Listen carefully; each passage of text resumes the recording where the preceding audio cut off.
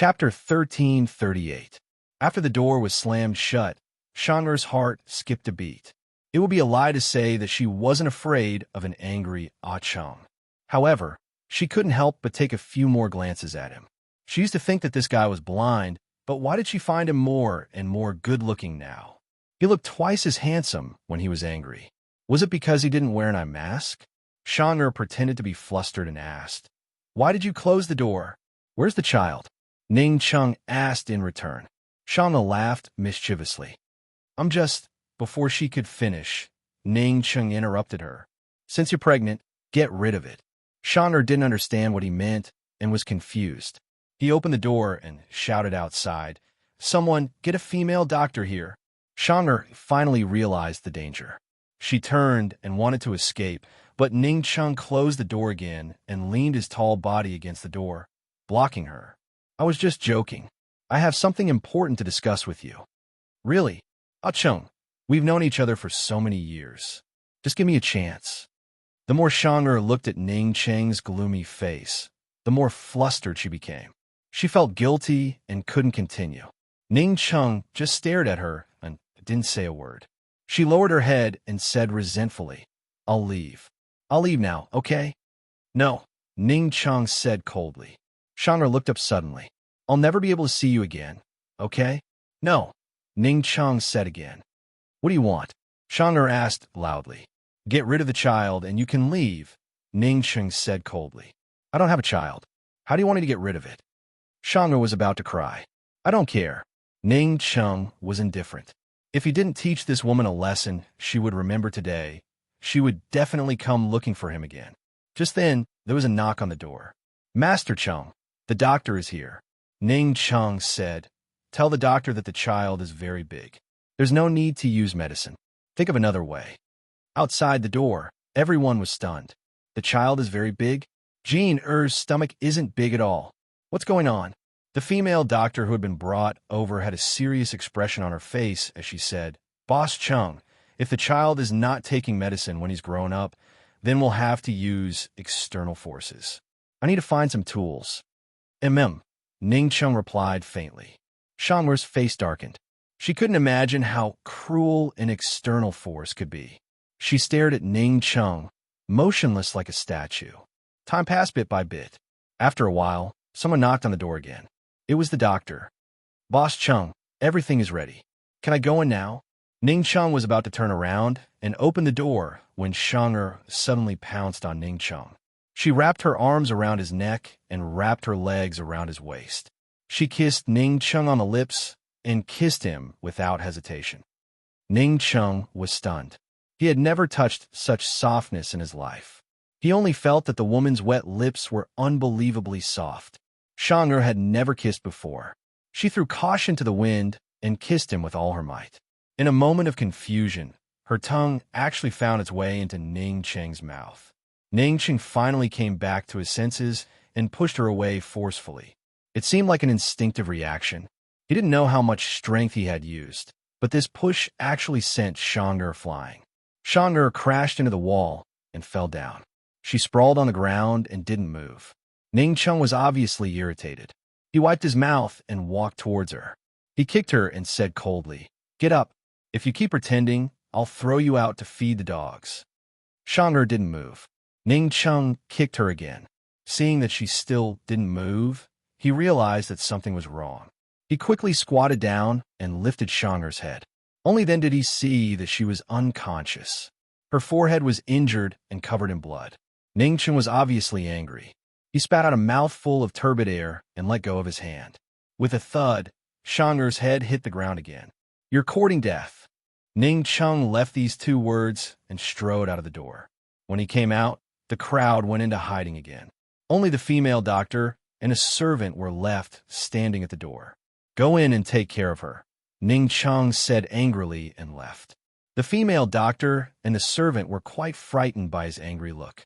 After he left, the female doctor's reaction was slow. She nodded and said, "Okay, okay." The servant thought that Master Cheng had asked him to take care of Shang'er. Seeing the female doctor's reaction, he thought that he had misunderstood. Thus, he said to the female doctor, "Hurry up and go in. If it's not convenient, I won't go in." The female doctor hurried in and closed the door behind her. She then found Shang'er unconscious on the ground with blood flowing from her forehead. This is what happened just now. She couldn't care less and hurried over. The first thing she did was to help Shang'er stop the bleeding and treat the wound. After the bleeding stopped, she glanced at Shang'er's flat stomach. She was basically sure that this woman was not pregnant. She was even more puzzled. After taking her pulse, she was very sure that Shang'er was not pregnant.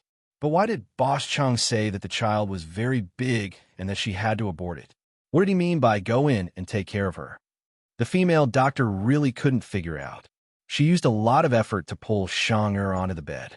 After thinking for a long time, the female doctor went out. She found the servant who had brought her over and said seriously, "Tell Boss Chung that the matter has been taken care of." The servant was still confused about Shang'er's pregnancy. After hearing this, he pretended to know and paid the consultation fee. It's good that it's been taken care of. The female doctor was very clear-headed. The servant didn't ask further. Otherwise, she wouldn't know how to explain it.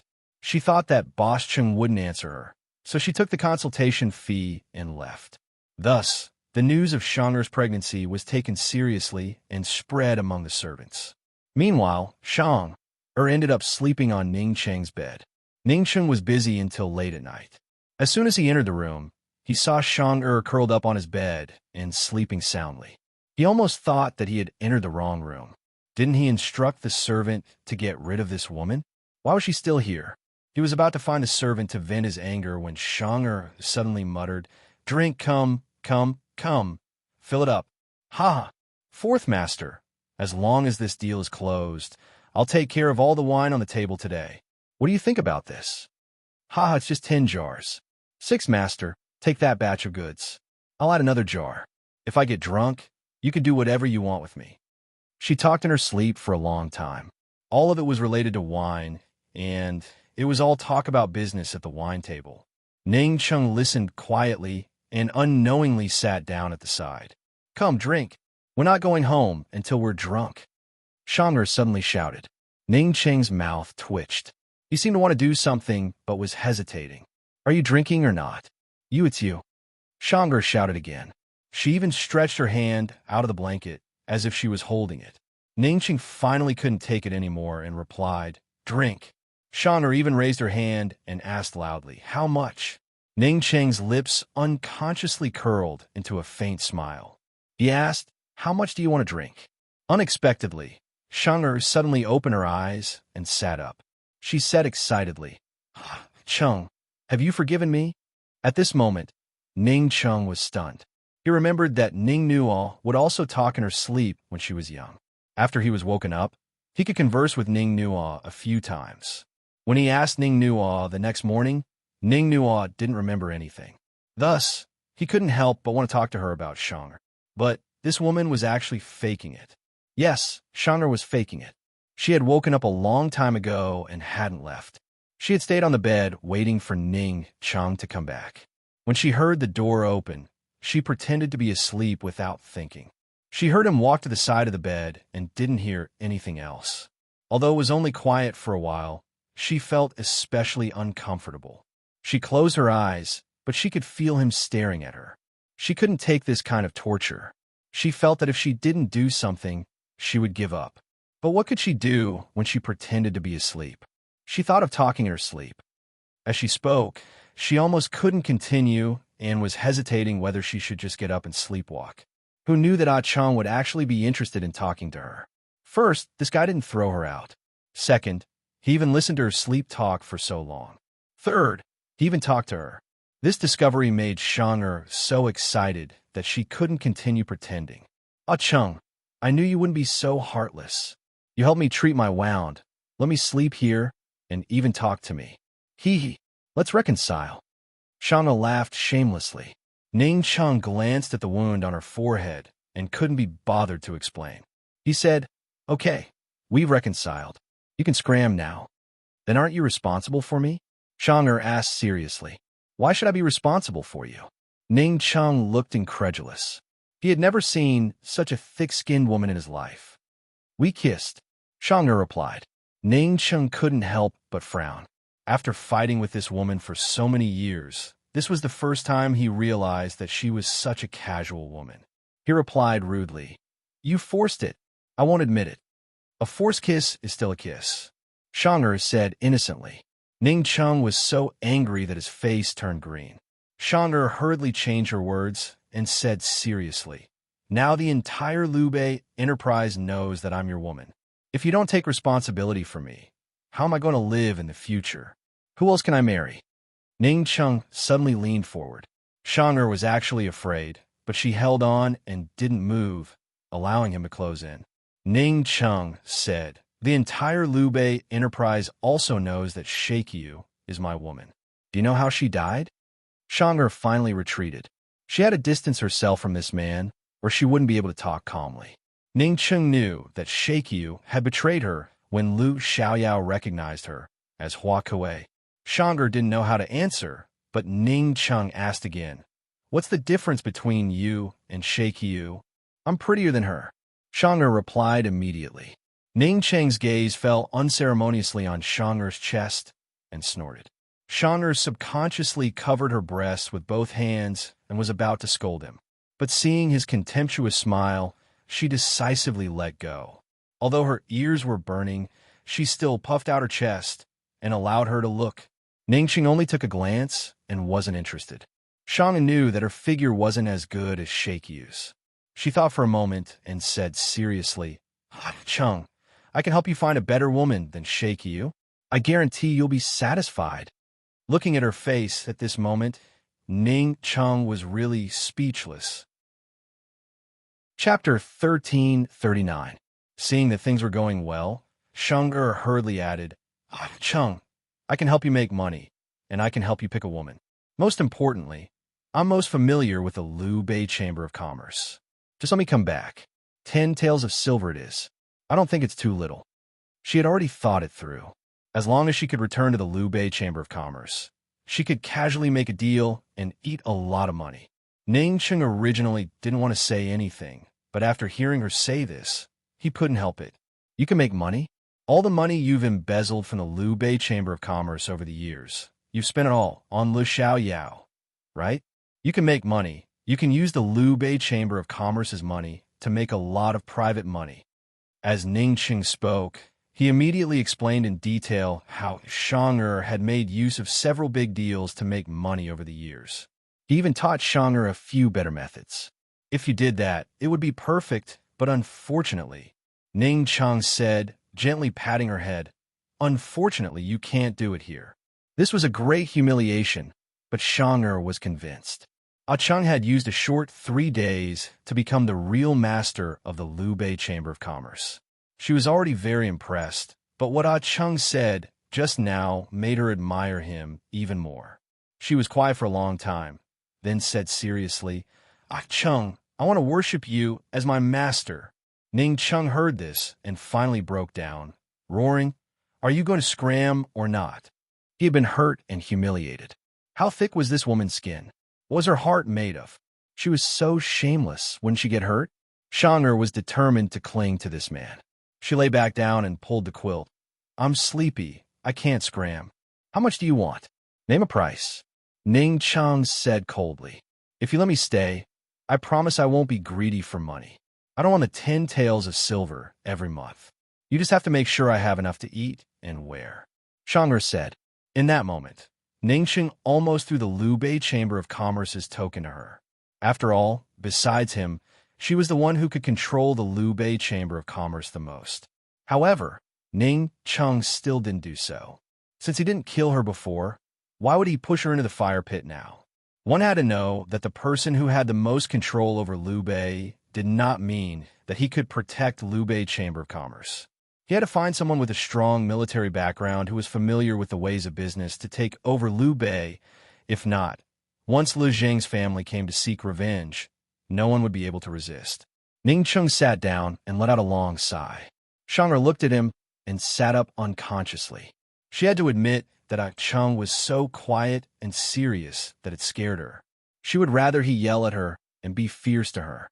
Seeing Chung look up, she immediately lowered her head. Ning Chung took out 2 keys and said lightly, These are the keys to Immeasurable Mountain's treasury. There are a total of 3 keys, and one is with Xiong Fei. Xiong Fei killed Yu Zheng, so he should be given a share. The rest is all yours. The key was what Shang'er wanted the most, but she didn't take it. She asked warily, "What are the conditions?" Ning Cheng said word by word, "Don't even think about the Liu Bei Chamber of Commerce. Get out of here." Shang'er refused. "I don't want it." Ning Cheng was surprised. "Don't you want money? You should know that the Liu Bei Chamber of Commerce might not be able to earn that much money even if they spend another 3 years. "I want you," Shang'er replied without hesitation. "I don't want money, I want you." Ning Cheng was stunned for a moment. Then he burst out laughing as if he had heard the funniest joke in the world. However, to him, these words were really the funniest joke in the world. He knew better than anyone else how greedy Shang'er was for money. She actually didn't want money, but wanted him. He leaned over and placed his hands on the couch, closing in on her. "Shang'er, I don't want to play anymore. Even if you give me 10 years, I won't be able to help you earn more money." He patted her face and sneered. "Wake up." He didn't pat her hard at all, and her face didn't hurt, but she didn't know why, but her heart ached. It was as if every time he patted her, her heart would ache. So unbearable. She still ignored it and laughed. She said, "I don't care. Anyway, I want you." Ning Cheng finally lost his patience. He carried her in his arms and strode out of the door. He took a shortcut to the back door and threw her out without any mercy. The door slammed shut with a bang. "Xiong Fei," he shouted angrily. Xiong Fei hurried over. "Boss Ching, what happened? Why are you so angry?" Coldly, he said, "Pass down the order. No matter who it is, if they let Shang'er in again, they'll get lost with her." Outside the door, Hua Jin helped Shang'er up. When she saw the wound on her forehead, she panicked. "Did he hurt you?" Shang'er shrugged and said, "No, I asked for it." Hua Jin then realized that Shang'er seemed to be in a good mood. She asked suspiciously, "What happened?" Shang'er burst out laughing. "Jin, he really didn't want to kill me." She had already angered him, but he still didn't want to kill her. This was really beyond her expectations. Hua Jin was still confused. Confused, Shang'er pulled her away. "Let's find a place to stay nearby. I don't believe that he won't go out." Shang'er smiled slyly. Shang'er really did stay nearby. She watched the main entrance of the Liu Bei Merchant Guild and let Hua Jin guard the back door. Hua Jin was an assassin, but she didn't feel aggrieved that she had fallen to this state. She was just bored to death. These 2 days, Chung didn't go out, but someone from the Liu Bei Merchant Guild came. Batu. When Shang'er saw Batu standing at the entrance, she was so angry that she wanted to rush over and bite him. Hua Jin said very calmly, although he was the one who burned Le Xiaoyao, Ah Cheng was the one who started it. Shang'er said resentfully, "Liu Bei Merchant Guild did a lot of business with the Wolf Sect last year, but Batu wasn't the one in charge. Why is he here?" Hua Jin shrugged, looking like it was useless to ask her. Shang'er couldn't be bothered to say more. They could only wait. Batu went in for a while before coming out. He left with an ugly expression. "Jin, I have a bad feeling again," Shang'er said in a low voice. A complicated look flashed past Hua Jin's eyes. She also said in a low voice, "Since you have a bad feeling, let's leave." Shang'er glared at her and didn't say anything else. That afternoon, Shang'er's bad feeling came true. Batu came again. After he got off the carriage, he dragged a middle-aged woman out of the carriage. This person was none other than Liu Xiaoyao's procuress. Shang'er sat down by the window and muttered, "Jin, I'm finished." She thought that Batu would kill the procuress, but she didn't expect him to take her away. He brought the procuress to her door. It was undoubtedly the procuress who sold her out. Hua Jin turned to look at the dispirited Shang'er and said helplessly, "Why do you keep people who betray their masters?"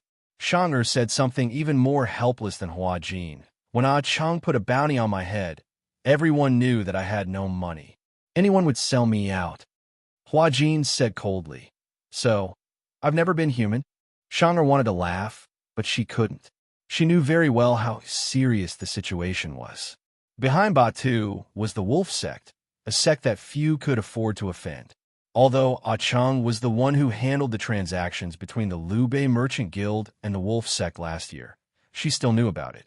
The current leader of the wolf sect, Miss Han Xiang, was an extremely protective and unforgiving person. Ah Cheng's dealings with the wolf sect were not for the sake of making money, but for the sake of making friends. The wolf sect was the strongest faction in the southern part of the mysterious continent.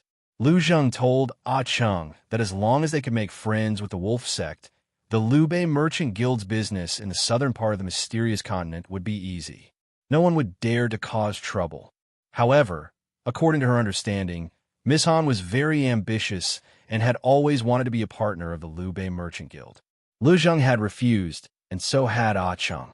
Not for anything else, but because once Han Xiang entered the Liu Bei Chamber of Commerce, Lu Zheng and Ah Cheng would lose their right to speak and become servants. Shang'er was silent for a while before suddenly standing up. "I want to go take a look." Hua Jin hurriedly pulled her back. "Do you want to die? Do you think Ba Tu will forgive you for playing him like this? I'll take responsibility for my own actions. I can't implicate Ah Cheng and the Liu Bei Merchant Guild." Shang'er said seriously. "That guy is quite capable. Maybe he can help you." Hua Jin comforted her. "Ba Tu can squash him to death with a single finger. Jin, you know that in this place, martial arts is the real deal." Shang'er said indifferently. "Then all the more you can't go. Do you think Ah Cheng will sacrifice his own life to protect you?" Hua Jin asked seriously. "You're not stupid yourself. So why do you think he's so stupid?" Shang'er pouted resentfully and leaned against the window again. She would wait. Shang'er waited until night fell before she saw Ba Tu come out. The procuress didn't follow him. Shang'er didn't understand the situation and wanted to barge in to ask what was going on. Unfortunately, she tried a few times but was blocked by the guards every time. On her last attempt, the back door suddenly opened. It was Ah Cheng who opened the door. She rushed up to him and asked, "What did Ba Tu want from you?" Ning Cheng didn't speak and only looked at her cold. Shang'er asked again, "Did he threaten you?" Ning Cheng still didn't speak. Shang'er turned around and left. Ning Cheng finally spoke. "Where are you going?" "I'm going to look for him. I started this, so I'll deal with it myself." Shang'er answered. Unexpectedly, Ning Cheng said, "Shang'er, why are you in such a hurry?" Shang'er turned back with a puzzled expression. "Ba Tu has already killed the procuress. He's rushing to his master to claim credit. I promised to discuss a collaboration with Miss Han tomorrow." Shang'er interrupted Ning Cheng and asked seriously, "Ah Cheng, you're protecting me, aren't you?" Ning Cheng laughed and said, "You should know that the power behind Lu Zheng isn't weak. After killing Lu Zheng, we can only work with the wolf sect." "You?" Shang'er was stunned. "I've already planned this. I have to thank you for provoking Ba Tuesday, otherwise I wouldn't have had the chance to turn back. After all, I've rejected Miss Han before," Ning Cheng said cold. Shang'er looked at Ah Cheng. For the first time, she felt scared and unfamiliar. For the first time, she realized that she knew so little about him. But even so, she still didn't believe that he was willing to be a lackey. She still believed that he had his reasons. "You knew that I was nearby. Why didn't you hand me over?" she asked stubbornly. Ah Cheng's answer almost made her despair. Chapter 1340. Ning Cheng said to Shang'er, "After tomorrow, Ba Tu will be the head of the guards of the Liu Bei Merchant Guild. If you really have the guts, come and knock on the door again." With that, he turned and entered the house. This time, he did not slam the door, but slowly closed it. Shang'er stood rooted to the ground, her heart stifled. Suddenly, she felt like she was out of the game. She had always thought that this game was between her and Ah Cheng, but now she realized that this game was between Ah Cheng and Han Xiang. She was completely kicked out by Ah Cheng. She had always thought that he really did not want to kill her, and could not bear to kill her. Now she realized that he just did not want to kill her. Hua Jin walked out from the side, clearly surprised by Ah Cheng's words. "Shang'er, let's retreat," she said seriously.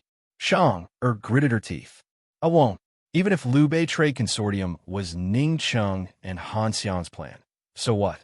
She still wanted to mess things up. I just don't believe that he's someone who will be a servant," Shang'er said coldly. The next afternoon, Shang'er saw Han Xiang coming from afar. She had never seen Han Xiang before, but she could recognize that the luxurious carriage belonged to the wolf sect. When Han Xiang alighted, Shang immediately asked, Jean, am I prettier or is she prettier? You're prettier. Hua Jin was not lying. Han Xiang's looks were really ordinary. Clothes made the man, and gold made the Buddha. If it wasn't for her gorgeous clothes, exquisite makeup, and exquisite accessories, no one would take a second look at her if she stood in the crowd. She's talented, admit it, Hua Jin added. She's just lucky. There are many people more talented than her, but she just had to meet the wolf sect master. Shang said indignantly. Everyone in the mysterious continent knew that Han Xiang was not the wolf sect master's biological daughter. She was just an adopted daughter. No matter what, she's more talented than you. Hua Jin had always been very objective. If not for Shang-er's poor talent, Shang-er would have won over Han Xiang with her background. Jin, can't you comfort me? Shang-er was angry. However, Hua Jin spoke the truth again. Jin-er, you sound jealous. Could it be that there's something between Cheng and Han Xiang? No, Shang-er muttered. Cheng is really blind. If he wanted to find a backer, wouldn't he go to the heavens to find one? Why did he find someone who was an adopted daughter? Idiot. The more Hua Jin listened, the more jealous she felt.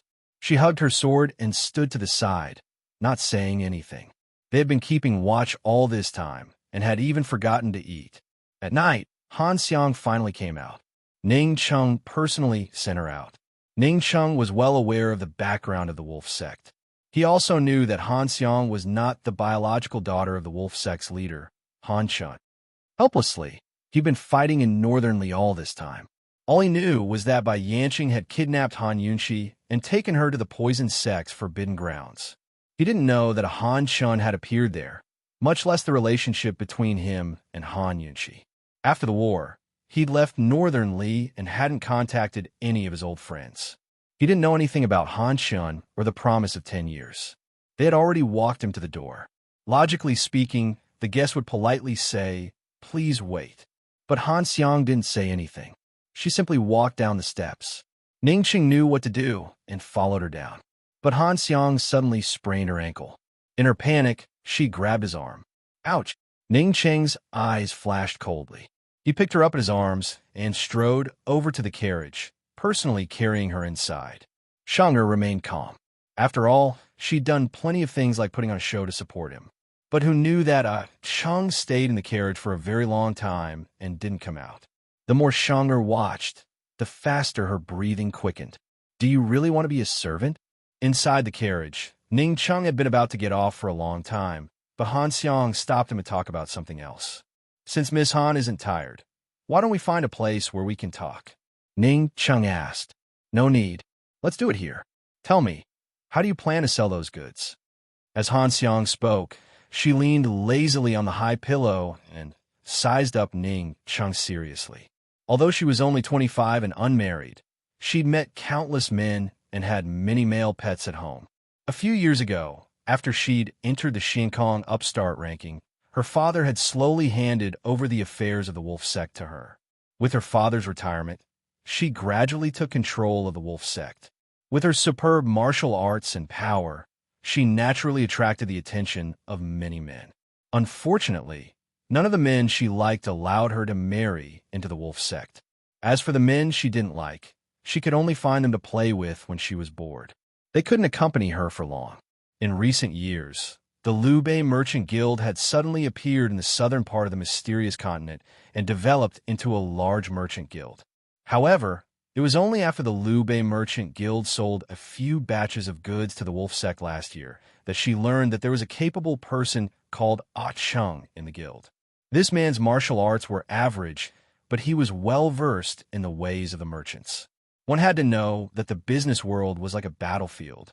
Those who didn't have some skills wouldn't be able to stand firm, and those who didn't have strategies wouldn't be able to go far.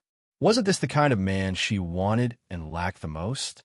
If this man could stay by her side and help her manage the affairs of the wolf sect, she could practice martial arts in peace. In a little more than a year, the promise of 10 years would be up. In that battle, not only did she want to defeat Han Yunxi, but she also wanted to seize the opportunity to make a big move. As Han Xiang listened to Ning Cheng, she put her hand on Ning Cheng's shoulder. A trace of malice flashed across Ning Cheng's eyes, but he still didn't make a sound. Unexpectedly, Han Xiang's hand slid down his shoulder, wanting to hold his hand. Ning Cheng evaded without a trace and was about to leave. Who knew that Shang? Er's scolding voice suddenly came from outside. "Ah Cheng, come out. You're a bastard who abandons her. If you don't tell me clearly today, I won't let you off. Come out." This. Was she singing this time? Ning Cheng hurriedly alighted from the car, and Han Xiang followed suit. Shang angrily ran towards them, but unfortunately, before she reached them, she was stopped by Han Xiang's guards. Although Han Xiang was curious, she was very calm as she smiled and asked, "Ah Cheng, who is she?" Ning Cheng shot a glance at Batu, who was standing by the side, and was about to speak when Shang introduced herself. "I am Shang, or Lu Xiaoyao's courtesan, and also Lu Zheng's goddaughter." Batu immediately raged. "So it's you, slut. Give me your life." Shang didn't hide, and was even fiercer than Batu's day. "Stop right there." Batu seemed to be intimidated and really stopped in his tracks. But very quickly, he regained his senses. "Little slut, you dare to speak to me like this? If I don't play you to death today, I'll write my name backwards. Just you wait. I'll just ask Ah Cheng one question. After that, you can do whatever you want of me," Shang said angrily. Ning Cheng's brows were knitted together, but he couldn't say anything in front of Han Xiang. He really didn't know what Shang was up to and could only wait and see.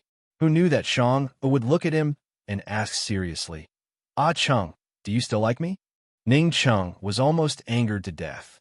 He didn't know what Shang was up to and asked in return, "Eldest miss, I've never liked you, right?" Shang-er's eyes suddenly reddened, and she turned back to look at Batu's day. "All right, I played you. You want to die? Come over here." Ning Cheng's right hand unconsciously clenched. He then realized that Shang-er was serious. It had only been a few days. How did such a smart person like her become stupid? Did she become stupid or crazy? Did she really want to die? Didn't she know that falling into Batu's hands would be worse than falling into Steward Ma's? Batu laughed lewdly. "Little girl, you have guts. No wonder you're the second in command of the Liu Bei Chamber of Commerce." How could I bear to kill you? I'll definitely dote on you." Shang didn't move as she allowed Batu to approach her step by step. She just stared at Ning Cheng. Actually, she wasn't crazy at all. She was gambling. Gambling on whether Ning Cheng would protect her. Gambling on Ning Cheng's heart. She had already made thorough preparations. She took the token she stole from Lu Zheng's secret file and went to rescue him. Although she was trash, she was still the Shangwan family's daughter. No family would allow their own family members to be bullied outside. This was an extremely shameful matter. The Shangwan family's power and status in the southern part of Xiankong continent was not inferior to the Wolf sect. Although they didn't surpass them, they were at least on equal footing. She didn't care what Cheng and Han Xiang had done before. Batu's matter was caused by her, so she would clean it up herself and not implicate anyone. She just wanted to conveniently test how hard this man's heart was. Watching Batu approach Shang, step by step, Ning Cheng couldn't bear to harden his heart. Perhaps, when he rescued her from Steward Ma's hands, he was destined to never be able to harden his heart again. This little demoness wasn't obedient at all. She was restless and never spoke of benevolence, righteousness, and morality. But she really wasn't bad at all. She had been in the Liu Bei Chamber of Commerce for so many years. He knew very well how many abducted children she had saved. She had set a rule among her subordinates that any child under the age of 13 must be saved no matter what. Even if they were sold, they must find a way to redeem them and send them home. It was easy to be a good person among good people. It was just a matter of whether one was willing or not. But how difficult was it to be a good person among a bunch of bad people? Ning Cheng had personally experienced it. Just as Ning Cheng was about to speak, Han Xiang suddenly opened her mouth. Her voice was cold and arrogant. Batu backed down. No matter how unbearable Batu's heart was, he immediately retreated obediently, not daring to make sound. Han Xiang walked toward Shang'er, her arrogant gaze slowly sizing her up from head to toe. Sizing someone up like this was already very impolite. Han Xiang deliberately sized her up very slowly. She didn't need to say anything. Just her gaze was full of contempt. Although was Lu Zheng's adopted daughter, she had never been looked at like this since she was young. She said unhappily, "What are you looking at? Haven't you seen a beauty before?" Han Xiang then retracted her gaze and chuckled. "You are indeed quite beautiful. No wonder you could take care of Lu Xiao Yao so well. You even seduced this lady's male dog." Batu lowered his head respectfully, as if he didn't hear that he was being scolded. Shang hated this kind of person who scolded people in a strange way, especially women. This kind of woman was the most hypocritical and dark. She wasn't free and easy at all. Shang was magnanimous and said bluntly, "Miss Han, you haven't fed Batu enough." Of course, he would come out to steal food. "I really haven't fed him before. His appetite is quite big, isn't it?" As soon as she said this, Batu's legs turned to jelly. Han Xiang suddenly raised her hand and slapped Shang. Her speed was so fast that Ning Chen couldn't block it. Chapter 1341. Ning Chen did not stop Han Xiang, but in the nick of time, Han Xiang's hand still stopped. To be more precise, her hand was stopped by a stone that was thrown from afar. Han Xiang retracted her hand and looked at it. She found that her wrist had been cut by a stone and was bleeding. "Who is it? Come out. If you have the ability, come out and fight me fair and square. What's the point of sneak attack?" She immediately looked in the direction where the stone came from. The person who dared to sneak an attack, honor had guts. Very quickly, a tall man flew down from the opposite roof. He was born with sharp eyebrows and bright eyes, looking especially handsome. He was dressed in a white brocade robe that was simple but not plain. There were not too many luxurious decorations, but the noble aura that he exuded made it obvious that he had a great background. Shangguan Zhe. Han Xiang was very surprised. She never thought that the person who sneaked an attack on her would be the Shangguan clan's first young master, Shangguan Zhe, who was ranked above her on the Xiankong newcomer roll. Han Xiang's first thought was, could it be that this guy also had his eyes on the Upper Lubei Chamber of Commerce? Shangguan Zhe walked over step by step, his aura strong. Although Han Xiang had the same aura of a strong person as him, he was a full head taller than Han Xiang. He stood in front of Han Xiang and did not need to size her up. He only needed to look at her coldly, and it was enough to despise Han Xiang. He said, "First, young Miss Han, you're thinking too much. This young master will not fight with someone who has lost to me, much less sneak an attack. This young master just forbids you." As he spoke, his gaze slowly shifted to Shang, before continuing, "I forbid you to touch the person this young master wants. Not even a strand of hair."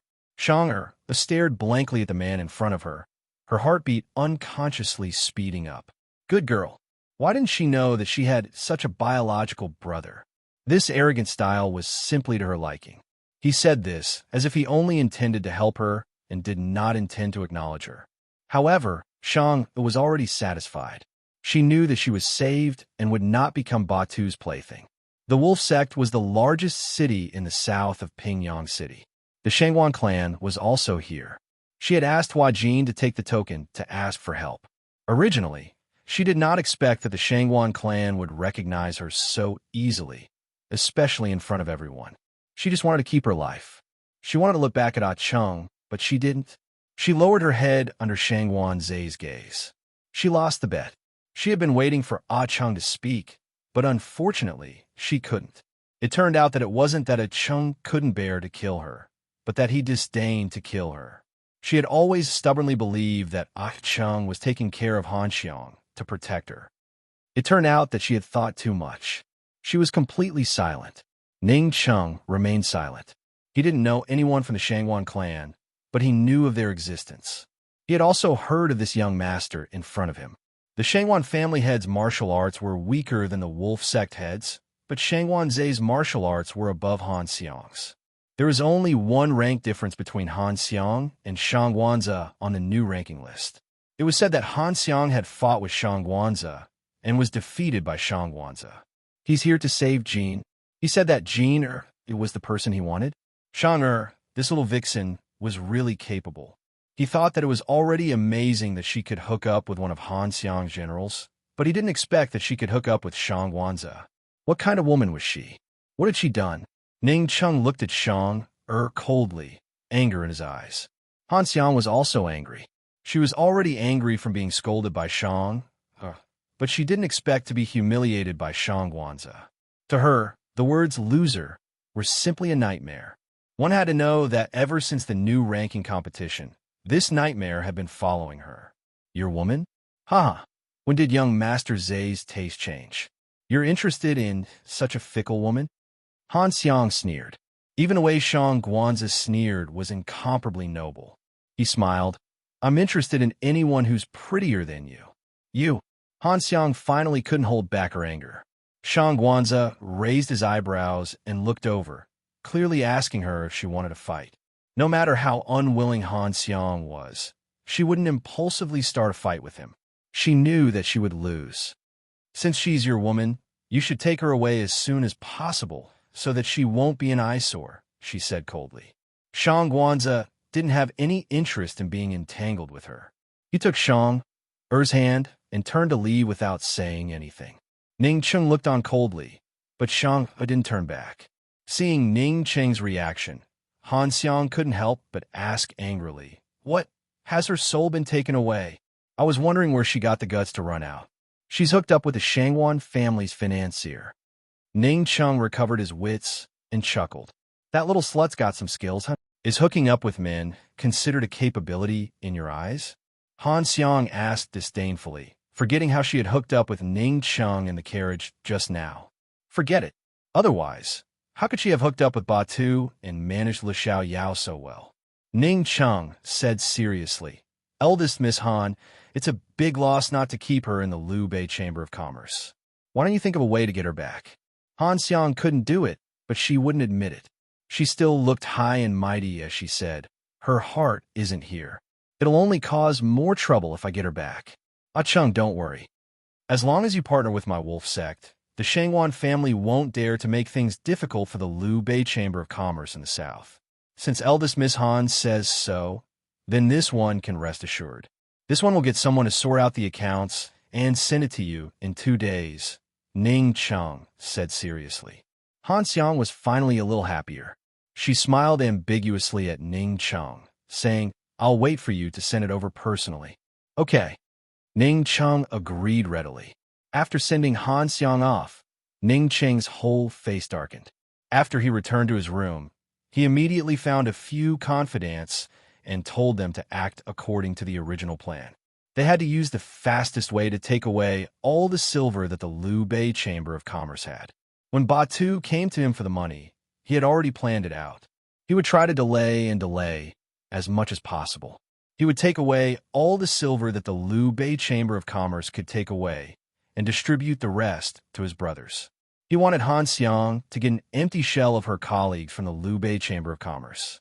He also wanted Han Xiang to bear the crime of killing Li Zhang. He planned to spend 3 days to distribute all the money to his colleagues, who had disappeared without a trace. In any case, Ah Cheng's identity was fake.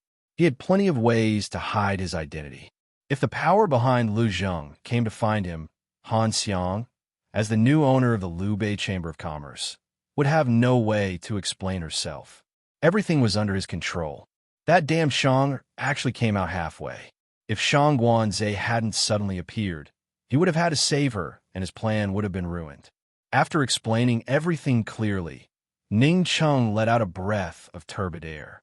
Xiongfei watched from the side and couldn't help but say, Boss Chung, Shang is really capable. She can actually climb up to Master Zay. You should be careful, lest Master Zay comes back to find trouble with you.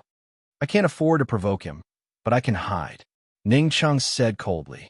Xiongfei said again, Boss Chung, this matter is a bit strange. Shang has already climbed up to Master Zay. Why is she still shamelessly pestering you? Could it be he Shang really likes you? Ning Chung turned around and looked coldly at him. Xiongfei's smile froze, and he didn't dare to laugh again. Ning Chung said lightly, It's also good to have Shang Guanze. Batu can't find trouble with her, and I can also have some peace. Ning Chung wouldn't work like this. No one knew how busy he was. In short, the matter that would have taken 3 days to complete, he finished it in 2 days. 2 days later, in the morning, Everything in Liu Bei Chamber of Commerce was as usual. Ning Cheng's confidence had already been sent away by him last night. He changed into his servant's clothes, pasted on a beard, took his travel expenses, and left from the back door of Liu Bei Chamber of Commerce. He was originally going to the north, but for some reason, he unknowingly walked to the back door of Shangwan Manor. He waited from night to the next day. Before dawn, a servant came out from the back door. Ningxing looked for a while and saw a person dressed like a steward. He followed her all the way and stopped her at a place where there was no one. "Steward, I want to ask you something. Keep this banknote well," Ning Cheng said as he stuffed the banknote into the steward's hand. If it was a small amount of money, it really wouldn't be able to move this steward. But 1,000 taels of banknote directly moved the steward. She looked around and asked in a low voice, "What is it?" "A few days ago, did young Master Zhe bring a woman back?" Ning Cheng asked in a low voice. "Yes, he brought a woman back, but she has been locked in a room and no one knows where she came from." The old steward answered truthfully. "Locked in a room for what?" Ning Cheng asked again. Seeing the steward hesitate, he took out another banknote. Such a large amount of money really scared the steward, and she didn't dare to extort people. "Master, this old one only knows this much. Does the head of Shangwan family know about this?" Ning Cheng asked again. The status of a large family was strict. No one would investigate how many women a noble young master kept outside. But if he wanted to bring in a woman, the head of the family must nod his head. "Master is in closed-door cultivation." "Master, this servant doesn't work in young Master Zhe's house. This servant really can't help," the steward said seriously. Ning Cheng had no choice but to move aside and let the steward go. He leaned against the wall and lowered his head to think. How did Jean hook up with Shangwan Zhe? How could Shangwan Zhe bring her back to the residence without Master Shangwan knowing? Either Shangwan Zhe really took a fancy to Jean or Shangwan Zhe wanted something from Jean Just as Ning Cheng was immersed in his own thoughts, a sharp sword suddenly pierced in front of him. Ning Cheng suddenly leaned back, and the tip of the sword moved down to his neck. He looked over coldly and found that the person was the female assassin who had been following Jean. The sword was already at his vital point, but Ning Cheng was still as calm as a mountain. He used a voice-changing technique and asked, "Heroine, you and I have no enmity. If you want to kill me, at least give me a reason. Boss Chung, if you want to know about Jean just ask me. I only accept 10 taels of silver. You don't have to give me banknotes." Hua Jin said lightly. Hua Jin was just wandering around out of boredom. She didn't expect to bump into a steward from the residence. She followed and heard Ning Cheng ask the steward a few questions. Chapter 1342. After hearing Hua Jin's explanation, Ning Cheng didn't have much of a reaction. He said, "Oh," and turned to leave. Hua Jin looked suspicious. Could it be that this guy didn't care about Jean anymore? She quickly chased after him and asked, "Boss Chung, you don't care about Jean anymore? She has the ability to clean up the mess she caused. What right do I have to control her?" Ning Cheng retorted. Hua Jin wanted to refute, but after thinking for a long time, she couldn't find a reason to. Ning Cheng said again, "If she has the ability to seduce Shangwan Zhe, why didn't she stand up earlier? Does she really think that I'm willing to be entangled with Han Xiang?" Hua Jin felt that something was wrong when she heard this. As she walked with Ning Cheng, she pondered what was wrong. Unexpectedly, as they walked, Ning Cheng suddenly stopped. Hua Jin almost bumped into him, but fortunately, she noticed in time. Hua Jin was shocked and immediately took a few steps back. Ning Cheng looked back with disdain. This woman was an assassin, but wasn't her vigilance too low? Ning Cheng didn't know that Hua Jin was extremely vigilant, but after meeting Jean, her vigilance was lowered. As long as it had nothing to do with Jean, her vigilance would be lowered. Ning Cheng stood there for a while before Hua Jin realized that they had already taken a detour from the back door of the Shangwan residence to the main door. At this moment, Ning Cheng was looking up at the plaque on the main door. "Boss Cheng, what do you want to do?" Hua Jin asked curiously. Ning Cheng didn't answer her. He strode up the steps and knocked hard on the door. After a while, a servant came to open the door. Hua Jin saw that the situation wasn't right and quickly slipped away. The servant saw that Ning Cheng was dressed casually and asked angrily, "Who are you? Do you know where this is? Do you think you can knock on this door?" Ning Cheng said, "Please tell young Master Zhe that Cheng of the Lubei Chamber of Commerce wants to see him." "Your boss Cheng of the Lubei Chamber of Commerce?" "Ha!" Before the servant could finish laughing, Ning Cheng stuffed his mouth with the banknotes that he wanted to give to the nanny. "Go." The servant took it down and looked at it. He was very surprised. "Please wait a moment." When the servant found Shangwan Zhe, he was in Guan Jiner's room. "Young Master Zhe, there's a man who claims to be the boss of the Lubei Chamber of Commerce at the door," the servant said seriously. After a moment of silence, the door was suddenly kicked open. The person who rushed out was not Shangwan Zhe, but Shang'er. He came? Did he say what he was going to do? Shang'er was very excited. Shangwan Zhe followed her out and looked at his long-lost sister. There was nothing but doting in his eyes. One had to know that this younger sister of his looked too much like his deceased mother. Ever since his sister had gone missing, his parents had never given up on searching for her. Unfortunately, they had searched the entire mysterious continent for more than 10 years, but they had not found any clues. He never thought that she would take the initiative to come to him. If it weren't for the accessories she wore back then, and if it weren't for her face, he really wouldn't dare to believe that all of this was real. Although Shang'er was determined to be a good-for-nothing at birth, it didn't affect everyone's love for her. In this world that relied on force to survive, there was still affection for one's children and brothers. He couldn't imagine how his father would react when he saw Shang'er after coming out of seclusion. Before his father came out of seclusion, he could only temporarily hide this matter and let Shang'er stay here. After all, this was a family matter, and Shang'er's previous identity also affected the Shangwan family's reputation. Therefore, when he saved Shang'er from Han Xiang, he only said that Shang'er was someone he wanted and didn't explain anything else. When Shang'er was brought back by Shangwan Zhe, her heart was filled with Cheng, and she was so sad that she couldn't care about anything else. It wasn't until they arrived at the Shangwan residence that she started to feel afraid. Before she came to the mysterious continent, she already knew that this was a place where one relied on force and strength to speak louder. After coming here, she experienced it even more deeply. She couldn't imagine how a good-for-nothing would be mocked and ridiculed in a big family like the Shangwan family. However, everything was different from what she had imagined. After entering this courtyard, the seemingly arrogant Shangwan Zhe actually hugged her tightly and almost cried. At that moment, she almost cried as well. If she had known that she was loved by her father and brother, she would have come back long ago. Shang'er anxiously asked the servant all kinds of questions, but the servant couldn't answer her. He just said that he wanted to see young Master Zhe. The servant answered truthfully, "I won't see him. Warn him that if he comes again, I'll break his legs." Shangwan Zhe said coldly. Shang'er immediately glared at him. "You dare?" Shangwan Zhe was dumbfounded. He really didn't know the relationship between Shang'er and Cheng. He only knew that Cheng seemed to have hooked up with Han Xiang, and the Lubei Merchant Guild would fall into the hands of the Wolf Sect in the future. "Brother, let him in," Shang'er begged. "What's he doing here?" Shangwan Zhe didn't understand. "I don't know either. In any case, he's here. Just let him in."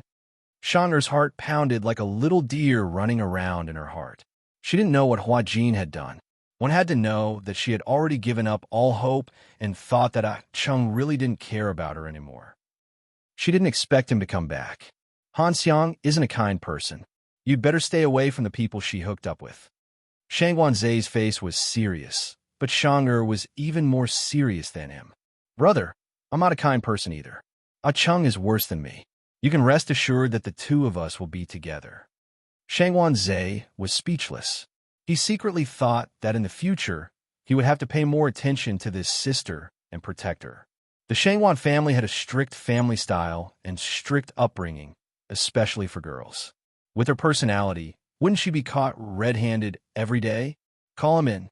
Shang'er came over to tug at Shangwan Zhe's hand, so he could only agree. Not long after, Ning Cheng was brought to the courtyard by the servant.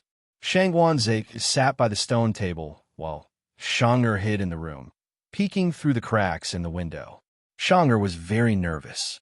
That guy must have misunderstood what her brother said that day. She silently chanted in her heart, "Take me away, take me away, take me away." Shang Wanzhe was arrogant, and he indeed had the right to be. He sat motionless and raised his eyebrows at Ning Cheng. However, Ning Cheng wasn't humble either. He was upright and generous, his back ramrod straight. He stood in front of Shang Wanzhe, his aura not inferior. He said, "Young Master Zhe, I'm here to discuss a business deal with you today. I wonder if you're interested." Shang'er's heart clenched when she heard this. Shang Wanzhe didn't invite Ning Cheng to sit, but stood up and asked, "What business deal?"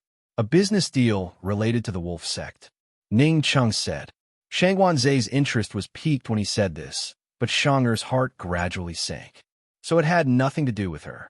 Ning Cheng said, "Lubei Chamber of Commerce is already an empty shell.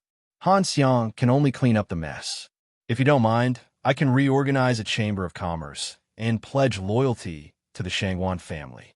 I guarantee that after a year, no one from the wolf sect can even think about snatching away the items that the Shangwan family wants in the auction." Shang Wanzhe finally realized that Ning Cheng wasn't simple when he said this, and finally looked at him in the eye. The wolf sect was far richer than the Shangwan family. So over the years, the wolf sect had won many of the medicinal pills auctions that the Shangwan family liked. He and his father had been holding back for a long time. They really didn't expect that this guy would hit the Shangwan family's weak point the moment he opened his mouth. "Why should I believe you?" Shang Wanzhe asked. "Because I was the one who fought for the Lubei Chamber of Commerce in Xiankong, and because I have 2 keys to the treasury." Ning Cheng answered seriously.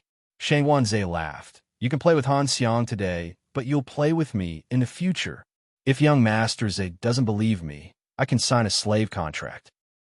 Ning Cheng said calmly. Inside the room, Shang'er was dumbfounded. She couldn't understand why Ah Cheng would do this. She couldn't help but wonder if this guy was hiding some kind of conspiracy. How could Shang Wanzhe not think so? He sneered. "After saying so much, what do you want?" Ning Cheng looked straight at Shang Wanzhe and said indifferently, "Let Shang'er go." At this moment, the world stopped. At least, Shang'er's world really stopped. However, the silence didn't last long. She suddenly screamed, "Ah, ah, ah." Accompanied by the scream was the sound of the door opening. She broke through the door and pounced on Ning Cheng. Her strength was especially strong. If Ning Cheng wasn't tall and sturdy, he might have been pushed to the ground by her. Just like when she kissed him forcefully, she pounced on him, wrapped her arms around his neck, and wrapped her legs around his body. She buried her head in his shoulder and screamed nonstop. Ning Cheng was dumbfounded. Shang Wanzhe was also dumbfounded, but the smart Shang Wanzhe quickly understood what was going on. He was helpless and amused. Just as he was about to speak, Shang'er stretched out her hand behind her back and waved at him vigorously to chase him away. What else could Shang Wanzhe do? He could only leave from the side. "Are you done screaming? Come down," Ning Cheng said coldly. Shang'er looked up at him, smiling but not saying a word. Ning Cheng was about to pull her away, but she immediately hugged him tightly and wouldn't let go no matter what. "Enough." Ning Cheng was really angry. "Come." Before Shang'er could finish speaking, Ning Cheng really threw her to the ground and asked, "What's going on?" Shang'er sprawled on the ground and said unhappily, "Help me up and I'll tell you." Ning Cheng didn't hesitate and turned to leave. Shang'er didn't argue. She nimbly got up and hugged him from behind as soon as she caught up. "Can you?" Ning Cheng wanted to pull her hand away, but she said, "You like me. You didn't hesitate to sell yourself to save me. I was the one who caused this trouble, but you still came to clean it up for me. You like me, it must be. You're thinking too much." Ning Cheng denied without hesitation. "Then why did you come?" Shang'er asked again. "Between the Shangwan clan and the wolf sect, I prefer the former. Saving you is on the way." Ning Cheng's excuse could be said to be handy. "That's still because you like me. Otherwise, why didn't you mention other conditions?" Shang'er asked with a chuckle. Ning Cheng was silent for a while before saying, "Because I don't want to see you in the Shangwan clan." Shang'er smiled even more happily. She rushed out of the courtyard and shouted, Brother, brother, come here. Come here quickly. This guy promised to sign a slave contract with you. A gentleman's words carry enormous weight. He can't go back on his word. Brother. Ningqing slowly turned his head and glanced at Shang who was hugging him from behind. His face gradually paled. Chapter 1343. When Shangwan Zhe walked back, Ningqing knew that he had fallen into a huge trap. He said in a low voice, Shang, you lied to me. What did I lie to you about? Shang asked innocently. Your killer said that you were forced to be a slave. Yes, Ningqing was not calm at this moment. So you came to save me? Shang asked with a chuckle. Ningqing was at a loss for words and fell silent. Shang still couldn't bear to let go of him, as if she was afraid that this guy would run away if she let go. Shangwan Zhe couldn't bear to see Shang throwing herself at him like this. However, he didn't know what Shang and this guy called Ah Cheng had in the past. Since this guy had sold himself to save Shang, at least he had a heart. He stood just inside the door and didn't go near. He said mildly, Ah Cheng, it's settled then. You can sign the slave contract with my sister. Ningqing didn't answer. He was deep in the wolf's den, so it was useless for him to argue. He was especially silent. After Shangwan Zhe left, he said to Shang in a low voice, Are you done? His voice was especially fierce. Shang was really scared. She let go of him resentfully and stood behind him, not knowing what to do. What's going on? Ningqing asked. Shang sighed. Let's talk inside. After entering the house, Ningqing smelled the strong smell of alcohol. Shang then remembered that she was making wine. She hurried to the table and heaved a sigh of relief when she saw that the wine at the bottom of the pot hadn't been completely burned. Thank goodness, thank goodness. This is a 300-year-old snow sculpture that my brother found for me. Ningqing glanced at her, but didn't say anything. He was addicted to alcohol, but it didn't affect him much. He didn't get drunk with his own wine, nor did he covet other people's cups. Shang poured a cup of wine attentively. Try it. It'll definitely suit your taste. Ningqing didn't take it. He said coldly, What's going on? Are you going to tell me or not? Drink the wine first, then I'll tell you. Shang smiled slyly. Not to mention Ningqing, who was familiar with her methods. Even those who were not familiar with her would guess that she had tampered with the wine. Speak. Ningqing's patience was running out. Are you afraid? I'll put something in the wine. Jenner quipped. Yes. Ningqing nodded without hesitation. Hey, who do you think I am? Shang was a little angry. Aren't you? Ningqing asked again. As soon as she finished speaking, Shang splashed the wine in her hand onto Ningqing's face.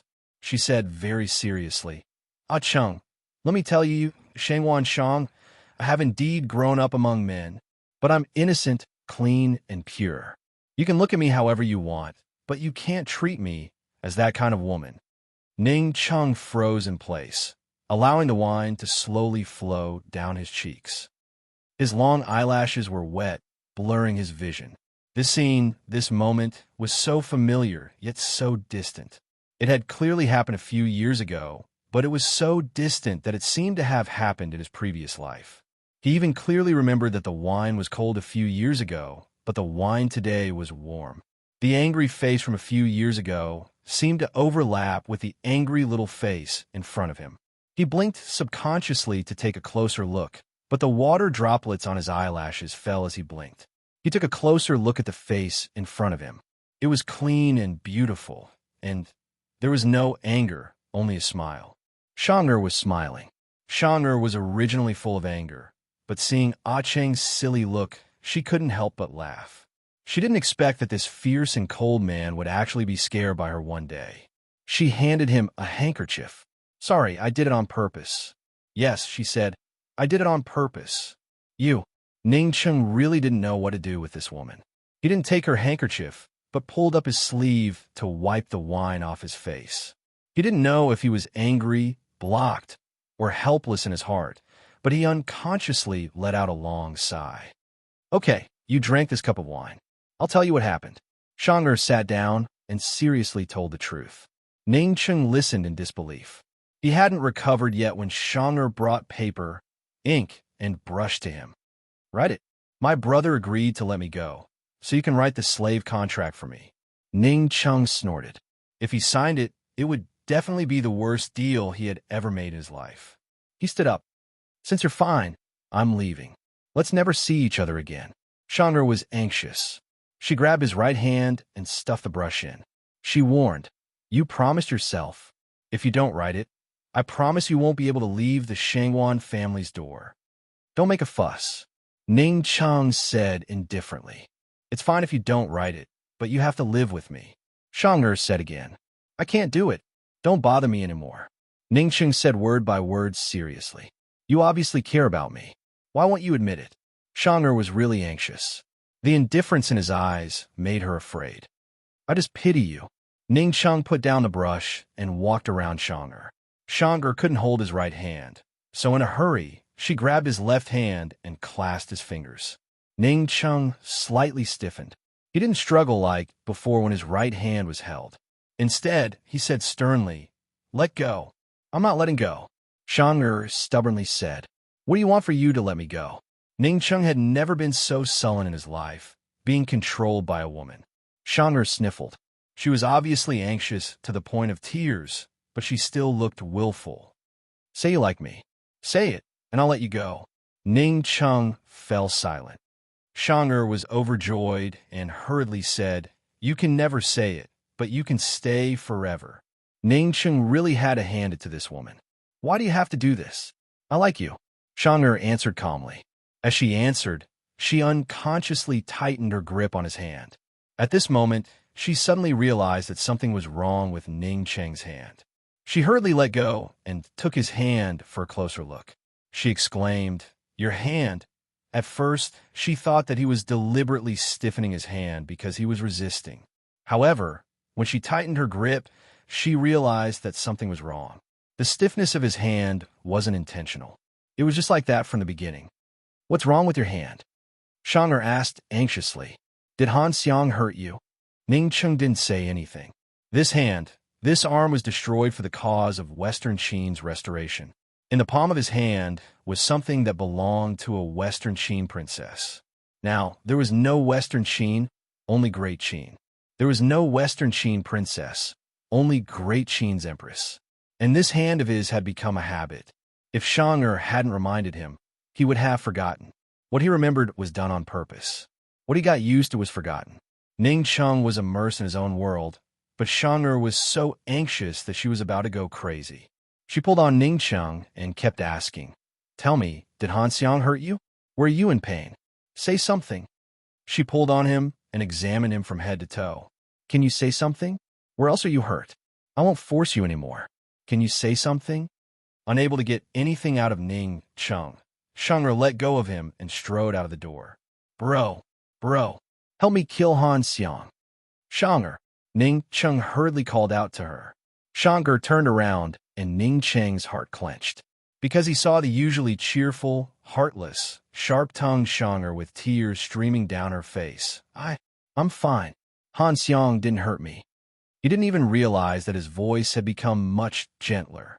Chandra hurried back and asked seriously, then what happened to your hand? Ning Chung looked at her and became serious as well. He said, Chandra, not only am I blind, but my hand is also crippled. What do you like about me? I like that you beat me, Chandra blurted out. Perhaps this wasn't a reason. She didn't know why she liked him either. Ning Chung smiled bitterly. There are many people who can beat you, but I met you. Chandra answered stubbornly.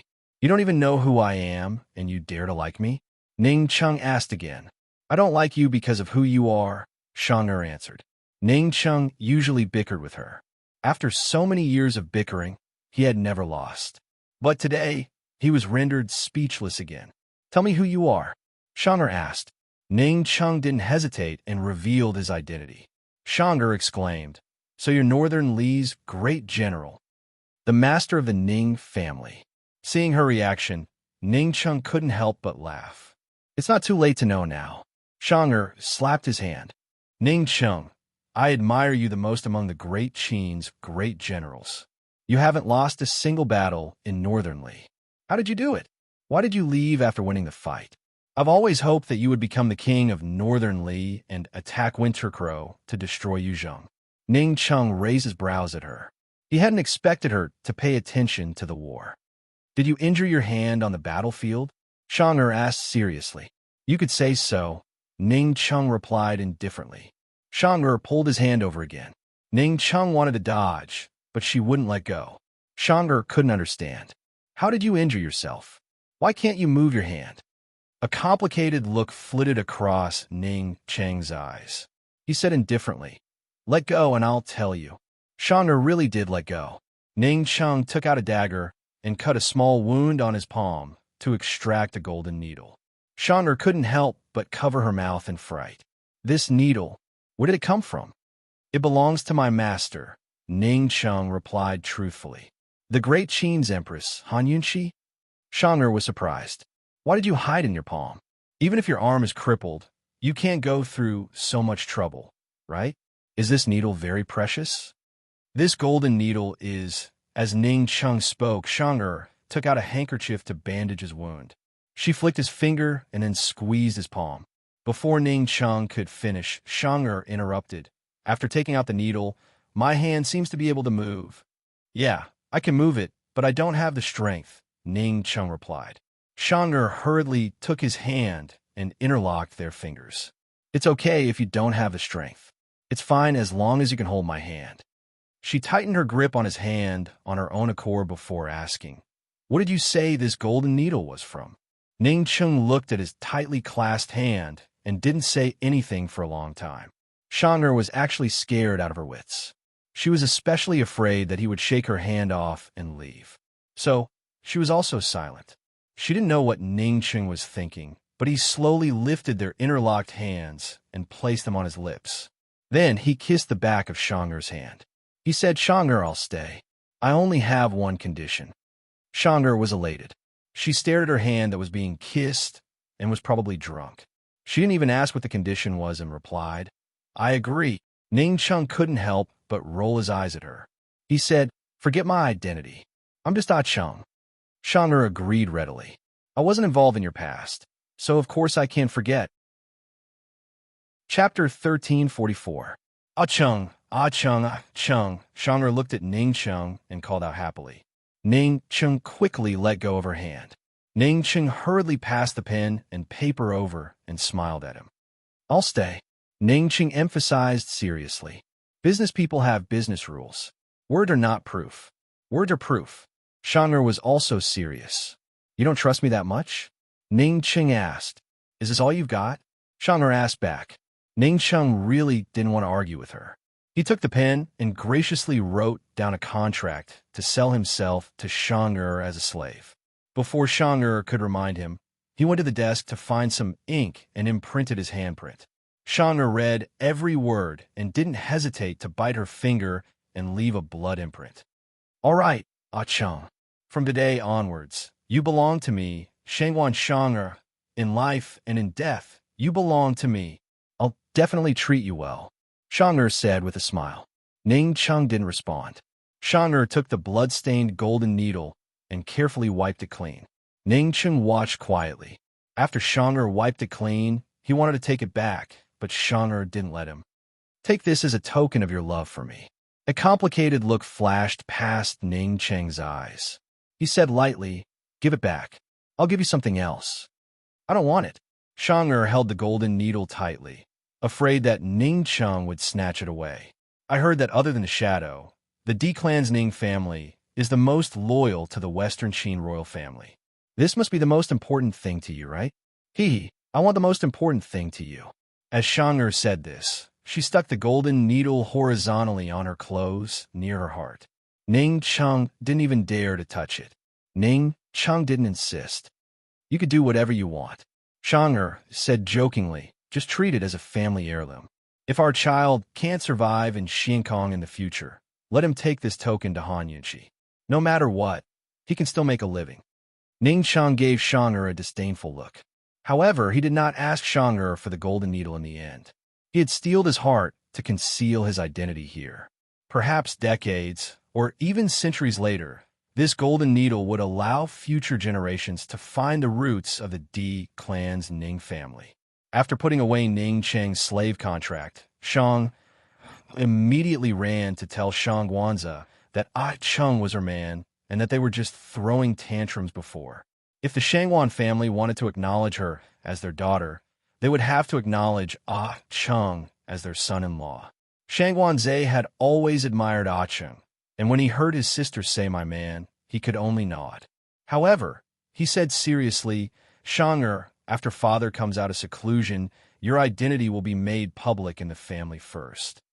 Those uncles may not acknowledge He hesitated for a moment before saying directly, the daughters of the Shangwan family have always married into a higher position.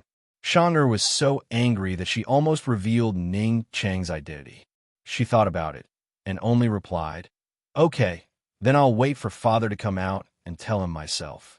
How could Shang'er wait for father to come out of seclusion? It was never her style to sit and wait for others to make a choice. After leaving Shangwan Zhe's room, she already had a plan in mind. Shangwan Zhe was arranging their residence. He wanted to let Shang'er and Chung stay elsewhere before father came out of seclusion to avoid unnecessary misunderstandings. After all, everyone in the family knew that he had brought a woman back. 2 days later, Shangwan Zhe personally sent Shang'er and Chung out of the Shangwan residence secretly. He took a detour to avoid Han Xiang's people and sent them to a small courtyard house in the alley next to the Shangwan residence. Before Shangwan Zhe left, Shang'er couldn't help but ask, brother, Han Xiang is going to kill us. What should we do? It must be mentioned that on the second day after Ning Cheng left the Liu Bei Chamber of Commerce, someone sent the account book to Han Xiang. At the same time, someone spread the news that Han Xiang had officially taken over the Liu Bei Chamber of Commerce. Han Xiang originally only wanted to cooperate with Ning Cheng. After seeing the account book and receiving the news, she suddenly realized how much she had underestimated Chung. She also realized that she had been tricked. These days, she had been looking for Chung all over the world. Don't worry, she won't dare to do anything within the Shangwan family's sphere of influence. Before your identity is made public, don't go out and don't go to the south. The south is her territory. Shangwan Zhe said seriously. Shang'er nodded seriously. If we can't afford to offend her, then we'll hide first.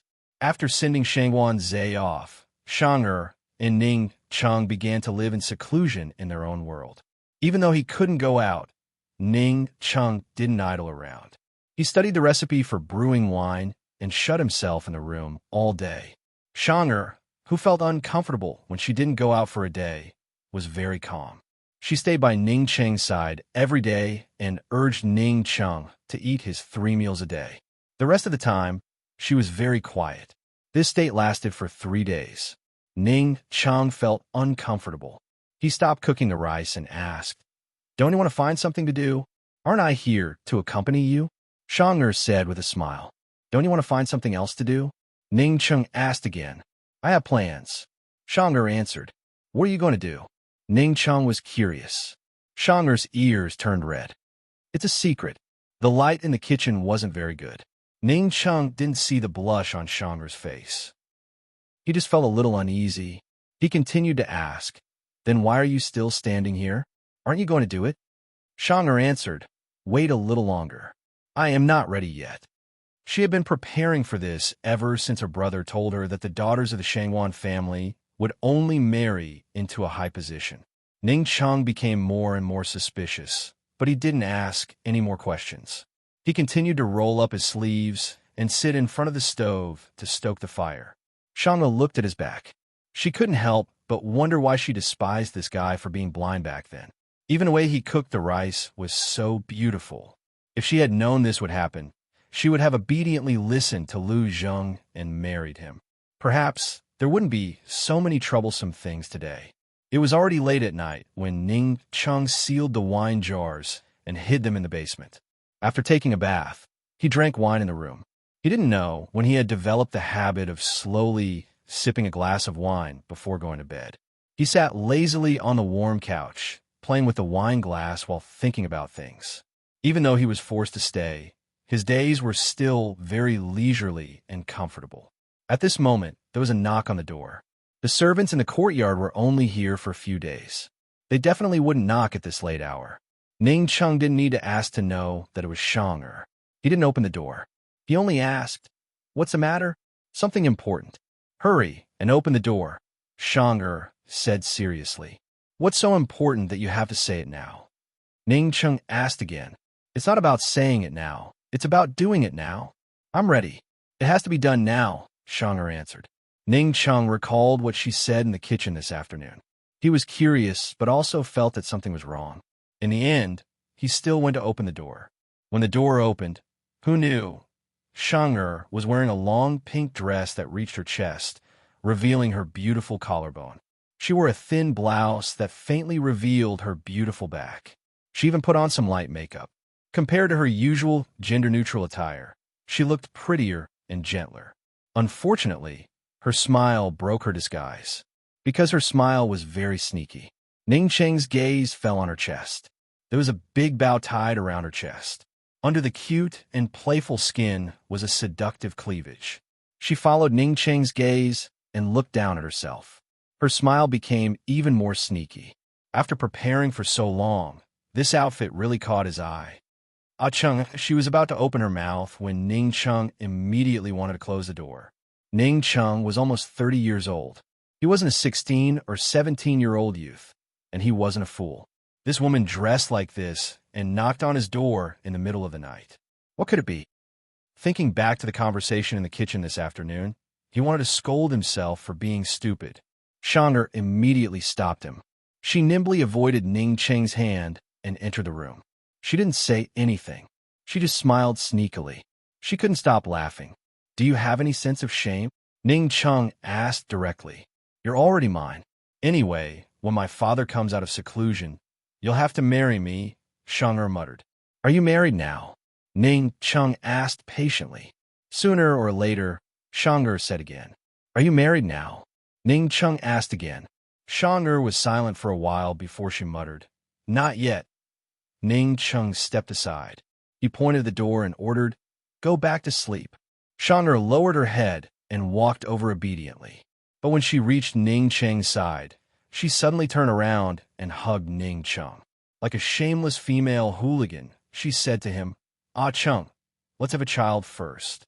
Ning Chung didn't understand why he hadn't been angered to death by this woman until now. But even if he hadn't been angered to death, he was so angry that he didn't want to speak. He even had to re-examine this woman. He had to re-examine just how casual and shameless she was. Ning Chung let Shang'er hug him. He didn't move or speak. Shang'er didn't notice the disgust in his eyes. Seeing that he didn't resist, she thought that he had acquiesced. She was amused. Determination flashed across her eyes as she decisively undid his belt. Just then, Ning Chung said, "Shang'er, if you need a man so much, go out and find one. Don't discuss me, okay? Take it that I'm begging you." Shang'er's movements stopped abruptly. She needed a man? She needed a child, right? She had already planned it out. When her father went into seclusion for half a year, she and Chung would be done. When she appeared in front of her father with a big belly, her father would have no choice but to let her marry Chung. Moreover, for the sake of the family's reputation, they would have to help her hide the fact that she was pregnant before marriage.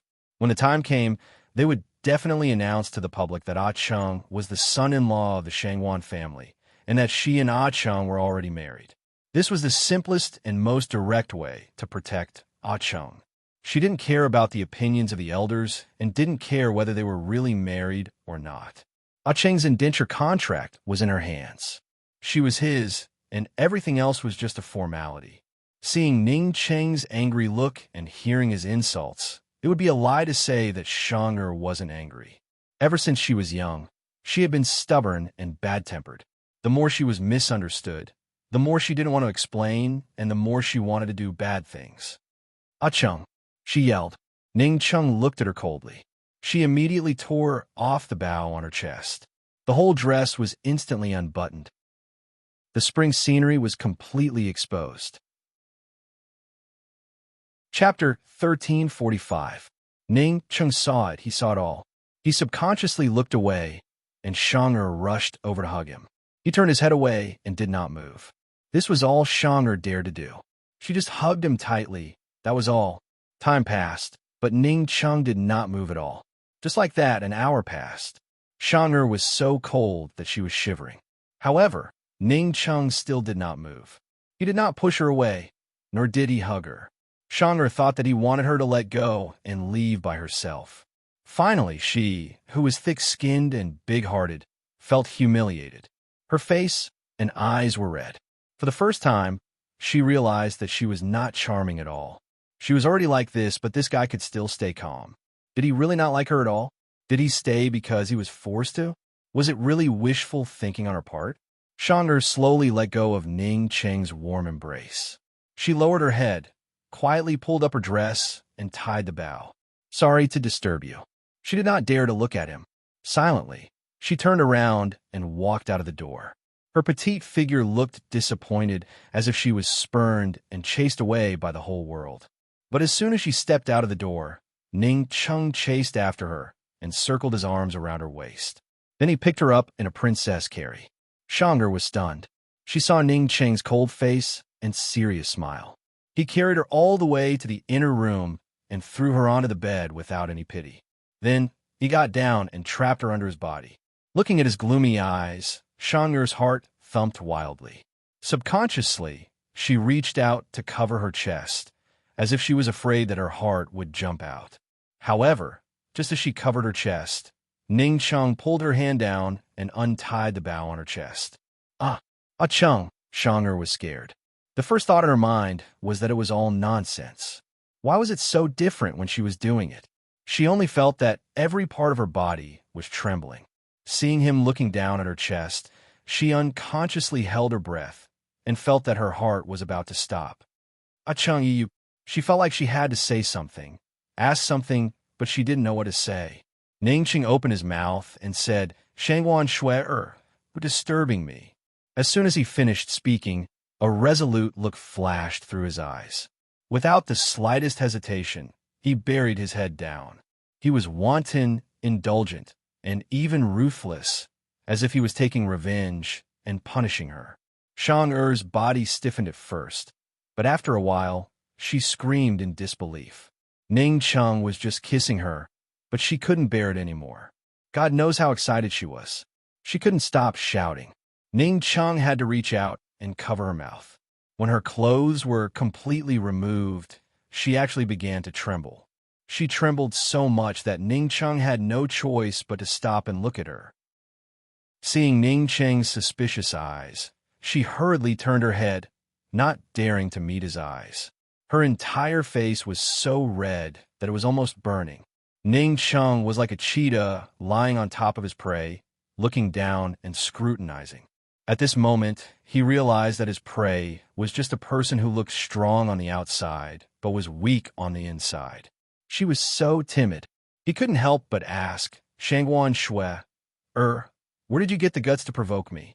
Shang tilted her head, her eyes secretly turning to look at him. There was embarrassment, resentment, unwillingness, timidity, and even a little provocation. She was simply a tormenting little demon. Ning Cheng couldn't help but laugh. This time, he didn't just bury his head down, he did it so close to her body. Did possession mean acceptance and acknowledgement? When Shang screamed again, Ning Chung might have an answer in his heart. Ning Chung, you bastard, you let go. Shang was about to faint from the pain. Ning Chung bent down and whispered in her ear, Shangguan Shui, it's not easy to be my woman. You asked for it. Don't regret it. His voice was cold and his actions ruthless. But the strange thing was that as he became ruthless, Shang didn't feel more pain. Instead, she gradually became happy and satisfied. When Shang finally caught her breath, she smiled charmingly as he pleasured her again and again. She said, Chung, you're finally my man. When it was over, Shang still didn't let Ning Chung go. She didn't let him go and insisted on lying on top of him. Ning Chung lay on his back with his hands behind his head. He seemed to be lost in thought as he stared at the ceiling. Chung, I'm so shameless. Why are you being shameless with me? Shang'er asked lazily. Ning Chung didn't answer her. She held his face in her hands and asked, Are you listening? No one will think you're mute if you don't talk. Ning Chung said coldly. Will it kill you to be gentler with me? Shang'er asked back. Yes. Ning Chung answered with certainty. Shang was furious. She lowered her head and bit his chest. Ning Cheng wanted to push her away, but she immediately struggled and rubbed against him. Ning Cheng didn't realize that he was getting impatient with this woman. He said, "Try moving again." Shang really didn't move, but Ning Cheng moved. With a flip, he threw Shang onto the bed. Shang was so happy that she giggled. She hugged his neck and went up to him. She said, "Ah Cheng, it's okay if you're not gentle." Ning Cheng still wasn't gentle, but Shang didn't mind. She shouted wantonly, scolded him, and bit him. Even though the two of them were on the bed, they couldn't talk properly or be gentle with each other. But wasn't it fine as long as they were together? After that night, everything went on as usual. Ning Cheng was still busy brewing his wine and didn't pay much attention to Shang. Shang was still accompanying him and secretly thinking about opening a winery. At night, Shang wanted to sleep in Ning Cheng's arms no matter what. At first, she was thrown off the bed by Ning Cheng 3 times, but after 3 times, Ning Cheng let her be. Before sleeping, she was especially restless.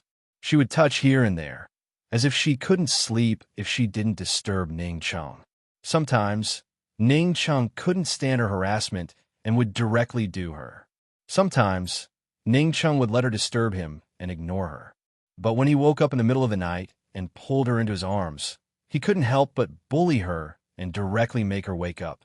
Just like that, the two of them quarreled in the courtyard and continued to be lovey-dovey. Shang was already 3 months pregnant when the Shangwan family head came out of seclusion. When she pulled Ning Cheng to her father and introduced him, "This is my husband. We got married a few years ago." Only then did Ning Cheng understand her shameless intentions. He didn't say anything, but held her tightly. Although his left hand didn't have much strength, it was still able to hold a woman's hand. There were many rumors about Shang, and Ah Cheng in the Liu Bei Chamber of Commerce. The Shangwan family had investigated it, and so did Shang's uncles. Unfortunately, no one could find any clear information. Seeing their daughter's belly was beginning to show, the Shangwan family could only recognize their daughter and this son-in-law. When Han Xiang heard that the Shangwan family publicly recognized their daughter as their son-in-law, she was so angry that she almost killed her subordinates. In terms of family power, the Shangwan family and the Wolf sect were on par. Even if she was angry, she didn't dare to do anything to Shangwan Shang, and Ning Cheng. In terms of personal strength, she was inferior to Shangwan Zhe, the Shangwan family head, and the other elders of the Shangwan family. She could only endure. "Mistress, how about we wait for the sect head to come back and have him help us vent our anger?" Batu suggested in a low voice. It would have been better if they hadn't brought it up, because Han Xiang only felt wronged at the mention of it. Her father's martial arts skills were far superior to the Shangwan family heads. If he wanted, he could help her vent her anger. However, her father's temper was cold and emotionless. She knew him best. If her father found out about this, he'd let it pass without helping her or caring about her. A few years ago, her father would still come back to the Wolf sect, but he'd spent most of his time in Cloud Realm Continent. She only knew that he was going to closed-door cultivation, but had no idea where. What she worried most was that her father wasn't going into closed-door cultivation, but teaching Han Yunshi martial arts. After all, the 10-year agreement was drawing near. Han Yunshi was her father's own daughter, so she'd never believe that her father wasn't biased. The 10-year agreement was enough to make Han Xiang forget about her grudges with the Liu Bei Chamber of Commerce. She told Batu, "Let them go for now. Afterwards, we'll take care of Shangwan Zhe as well." Yes. Mistress definitely can't let them go." Batu's eyes flashed with vulgarity. He'd always been thinking about Jeaner. "I'll leave matters of the sect to you guys. I'm going to the west," Han Xiang said seriously. She thought it over for a long time before deciding to seek outside help. She didn't want to lose, nor could she afford to. Her father acknowledging his own daughter was the same as abandoning her. She had to find someone to back her up. Furthermore, this person had to not only be able to guarantee her victory, but also be able to fend off her father for her. "Mistress, are you going to the He clan?" Batu asked carefully. Han Xiang immediately glared at him, causing Batu to muffle his mouth and lower his head, afraid to speak again. You're the only one who knows about this. If word gets out, before Han Xiang could finish, Batu fell to his knees. Mistress, don't worry. This subordinate definitely won't tell anyone. Even if I had 100 guts, I wouldn't dare. Han Xiang kicked him viciously before venting her anger. She flicked her sleeves and left for the north that very day. The largest clan in the west of the mysterious continent was probably the He clan. Their clan head's strength was on par with her father's, and he'd only lost to the sect leader by a single move in the last ranking competition. Rumors had it that he'd been ill that day, so he hadn't been able to display his best skills. Even now, the two of them hadn't exchanged blows, so it was impossible to tell who came out on top. Over the past few years, she'd gradually gained control of the Wolf sect. The He clan head had secretly sent people twice to rope her in and convince her father to join forces to take over the IC. She'd never told her father about this, but kept it hidden in her heart. There was nothing to covet from the IC, so anyone who wanted to take over it had to have designs on Cloud Realm Continent. Because of this, Han Xiang didn't tell her father or even the rest of the sect. After all, the mistress of Cloud Realm Continent was her older sister who'd come to fight for the throne. Han Xiang left for 3 whole months before returning to the Wolf sect. Even Batu had no idea what she'd done, but she didn't cause trouble for Ning Cheng and Shang again. She went into closed-door cultivation as soon as she returned. The next year, Shang gave birth to a chubby little boy for Ning Cheng. The boy had decent martial arts talents and was well-liked by the Shangwan clan head. His uncle, Shangwan Zhe, was even more fond of him. Both her grandfather and uncle fought over a name, but Shang refused. She insisted that Ning Cheng pick the name himself. Ning Cheng picked the character for Yuan. Shang asked him what it meant, but Ning Cheng refused to tell her. Ning Cheng and Xiong Fei grew closer and closer until he finally trusted him. He had Xiong Fei make a personal trip and deliver an anonymous letter to Jin Zi. The letter only mentioned Jin Zi's origins, but didn't reveal his own whereabouts. Under the Shangwan clan's protection, he and Shang started off with a winery, and they established the mysterious Sky Chamber of Commerce together. Needless to say, the two of them couldn't get along in other aspects, but they were very compatible in business, and they gradually expanded their business. Chapter 1346.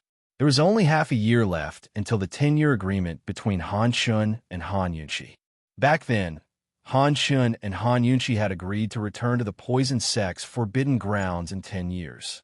Han Yunqi would return to the Poison Sect's Forbidden Grounds and be recognized as the sect's master. At the same time, she would duel with Han Xiang. The winner could choose to stay or leave. To be more specific, if Han Yunqi lost, she would stay in the barrier for the rest of her life and learn to guard the mausoleum. If Han Xiang lost, she would become the mausoleum's guardian. Although Han Shun hadn't explicitly mentioned the position of sect head, it was obvious that the loser would have to stay in the mausoleum for the rest of her life. Naturally, she wouldn't have any real power in the Wolf sect. Even if she was given the title of sect head, she wouldn't have any real power. In preparation for the duel, Han Yunqi had focused on martial arts after giving birth to Princess Yin. It was impossible for Han Chun to not be biased. His daughter was his own flesh and blood, and he had high hopes for Long Fei Yi as his son-in-law. Over the years, Han Chun hadn't formally taught Han Yunqi anything, but he would give Han Yunqi plenty of pointers during their annual spring gathering at the tea house. Han Yunqi activated all of the phoenix energy in her body and began to cultivate her true qi according to the Mysterious Continent's martial system. In the Mysterious Continent's martial system, strength and qi complemented each other and could be cultivated at the same time. There were 9 ranks for both strength and qi, and there were also 3 ranks for each of them, low, mid, and high. Only when one's strength and qi reached the same level could one be considered to have cultivated a rank. Han Yunqi's phoenix energy had reached the 7th rank, a very high rank. She could be considered a top expert on the Mysterious Continent. However, her true qi had only just reached the early 5th rank. As a result, she could only be considered an early 5th rank expert. Although it was the same level as Han Xiang's, Han Yunshi was much better in terms of strength, because Han Xiang's cultivation was only at the 6th level of the true martial realm. Although there was only a difference of 1 rank between the 6th rank and the 7th rank, the difference in strength was unimaginable. Many people couldn't even reach 1 rank in their entire life. As for Long Fei Yi, after Long Fei Yi truly grasped the lustbite power, he reached grade 9. Over the past few years, Long Fei Yi had been busy with government affairs while accompanying Han Yunshi in her cultivation. Now, his true energy had reached the high 5th rank. On the mysterious continent, this grade could easily suppress all the experts on the new ranking list. In a few more years, if he were to participate in the expert ranking tournament, he would definitely be able to obtain a ranking. There was still half a year's time. Han Yunshi had already entered a state of seclusion. Long Fei Yi had been guarding the imperial capital all this time and had no intention of leaving. It was already early summer, time for Ruer to enter the poison sect's forbidden grounds and cultivate in seclusion. Ever since Ruer was 3 years old, he had been cultivating in the poison sect's forbidden grounds every summer. This was already his 7th year. At first, Long Fei Yi and Han Yunshi would personally escort him to Long Fei Yi, but after 2 years, Long Fei Yi stopped. It was fine if he didn't do it himself, but he didn't let Han Yunshi do it either. He only let Su Donglin do it. Since last year, Rui had stopped letting Su Donglin do it. He traveled alone from the capital to the poison sect's forbidden grounds, not even bringing a servant with him. All he brought was some silver, and his journey was very smooth. Rui was 10 years old this year, so no one would send him off. At 10 years old, Rui already had the bearing of an elegant youth. He was full of vigor and exuded an extraordinary air of nobility. Just standing in a crowd was enough to make everyone around him pale in comparison. Of course, the heroic air between his brows and the deep look in his eyes also increasingly resembled his father's. At such a young age, he didn't show his emotions on his face, making him hard to read. No one dared to tease or deceive him. He stood in the imperial study and bowed respectfully. His son is about to set off. Imperial father, please don't worry. Long Fei was halfway through reviewing memorials when he arched a brow at his son. He murmured. Ruer straightened and stole a glance at his father. He seemed a little disappointed, but still turned to leave. After packing his things, he headed for the western palace gates. But as soon as he reached the gates, he saw the tall figure he was most familiar with standing by the gates, waiting for him. In the end, he was still a 10-year-old child. He immediately ran over. Imperial father. Long Fei Yi turned around, but before he could open his arms, Ruer pounced on him and hugged him. He smiled helplessly. He really hadn't planned to send him off at the gates, but for some reason, he'd ended up here. Fortunately, Han Yunshi was in closed-door cultivation, where she'd definitely mock him for being soft-hearted. Father and son were both men of few words. After hugging for a long time, Ruer let go of his father. He was no longer as respectful and courteous as he'd been in the imperial study, but more like an ordinary child saying goodbye to his parents. Father, I'm leaving. I'll miss you, imperial mother, and Yan. Long Fei Yi rubbed his head dotingly. Under this doting, Ruer's mature and steady expression disappeared. He looked up and smiled at his father, his eyes turning into crescents. He said, Daddy, I know you'll miss me too. Long Fei Yi smiled wordlessly. He took his son's hand and led him out of the palace gates. Ruer didn't say anything and quietly followed him. The two figures, one large and one small, slowly walked away under the towering palace gates. It was like they were walking a long and endless road. Seeing his father walk so slowly, Ruer slowed down as well. Ever since Imperial Father and Imperial Mother stopped personally escorting him to the poison sect's forbidden grounds, they would hold his hand every year and walk him from the palace gates to the city gates. They didn't speak the entire way, but their large hands clasped tightly around each other's. Father and son spent an entire hour before they reached the inner city gates. Many of the nobles in the city stepped aside to let them pass. They didn't know where the crown prince was going, so they assumed he was going out to train. At the city gates, Long Fei Yi decisively let go. Be careful on the way, he said seriously. Rue nodded. He was about to leave when his father added, "Take good care of your little sister." Rue's heart skipped a beat. Yin and Little Shadow had been harassing him recently, asking him to take them out of the palace into Medical City to broaden their horizons. Of course he refused, but he knew that Yin and Little Shadow were determined to follow him secretly. He thought that Little Shadow was smarter than Yin and wouldn't leave on the same day as him. Who knew that even Little Shadow would cause him so much trouble? They could choose to leave tomorrow, or they could have left yesterday. At the very least, Imperial Father wouldn't blame him if he found out about it. Rue never dared to lie in front of his father. He said, "Imperial Father, Little Sister said that she and Little Shadow were bored to death after Imperial Mother went into seclusion. She said that if we don't let her out of the palace, she'll get sick." Long Fei Ye's lips curved into a faint smile, but he still said seriously, "You'll be in charge of watching her along the way. If anything happens, I'll hold you responsible. Once we reach Medical City, you don't have to worry about her anymore." Rue's world darkened. He hurried over and pulled his father down, whispering, "Imperial Father, why don't you let Little Shadow take Yin'er to the south? There are so many fun places in Jiangnan." If his father knew that Yin'er was going to travel with him, how many guards would he secretly send to follow them? How many people would he send to guard Medical City? Not just guards, but palace maids, eunuchs, and old nannies. It would be strange if he wasn't annoyed to death along the way. Moreover, he couldn't do anything secretive even if he wanted to. Hearing Rue's suggestion, Long Fei Yi was amused. "Why don't you tell her yourself?" If Long Fei Yi could persuade his daughter, he would have persuaded her not to leave the palace and stay with him. His daughter had grown up. She was no longer the 2 or 3 years old child, but almost 7 years old. Moreover, it was already difficult to coax his daughter when she was 2 or 3 years old, let alone now. Long Fei Yi never had the heart to leave the court and go to the end of the world. However, every time his daughter wanted to leave the palace, he couldn't wait to leave the court and bring Han Yunxi to accompany his daughter. He could teach his daughter many things along the way so that she wouldn't be deceived when she grew up.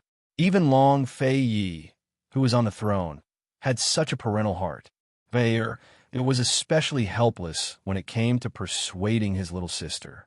He felt that his father was a kindred spirit. He said, "Forget it. I'll keep a close eye on her." With Rue's words, Long Fei Yi was finally at ease. After all, no matter how many guards he sent, they wouldn't dare to stop Yin'er. Yin'er would only be afraid when Rue was angry. As for that child Gu Beiyue, he didn't have any hopes. That child was the same as Gu Beiyue. He didn't have any temper in front of his family. After sending Rue off, Long Fei Yi turned and returned to the palace. Along the way, he pondered about Gu Beiyue. Gu Beiyue had left for 2.5 years. Gu Beiyue could hide it from Han Yunxi, but he couldn't hide it from him. In these 2.5 years, Gu Beiyue didn't personally visit the Great Qin's medical centers. Instead, his whereabouts were unknown.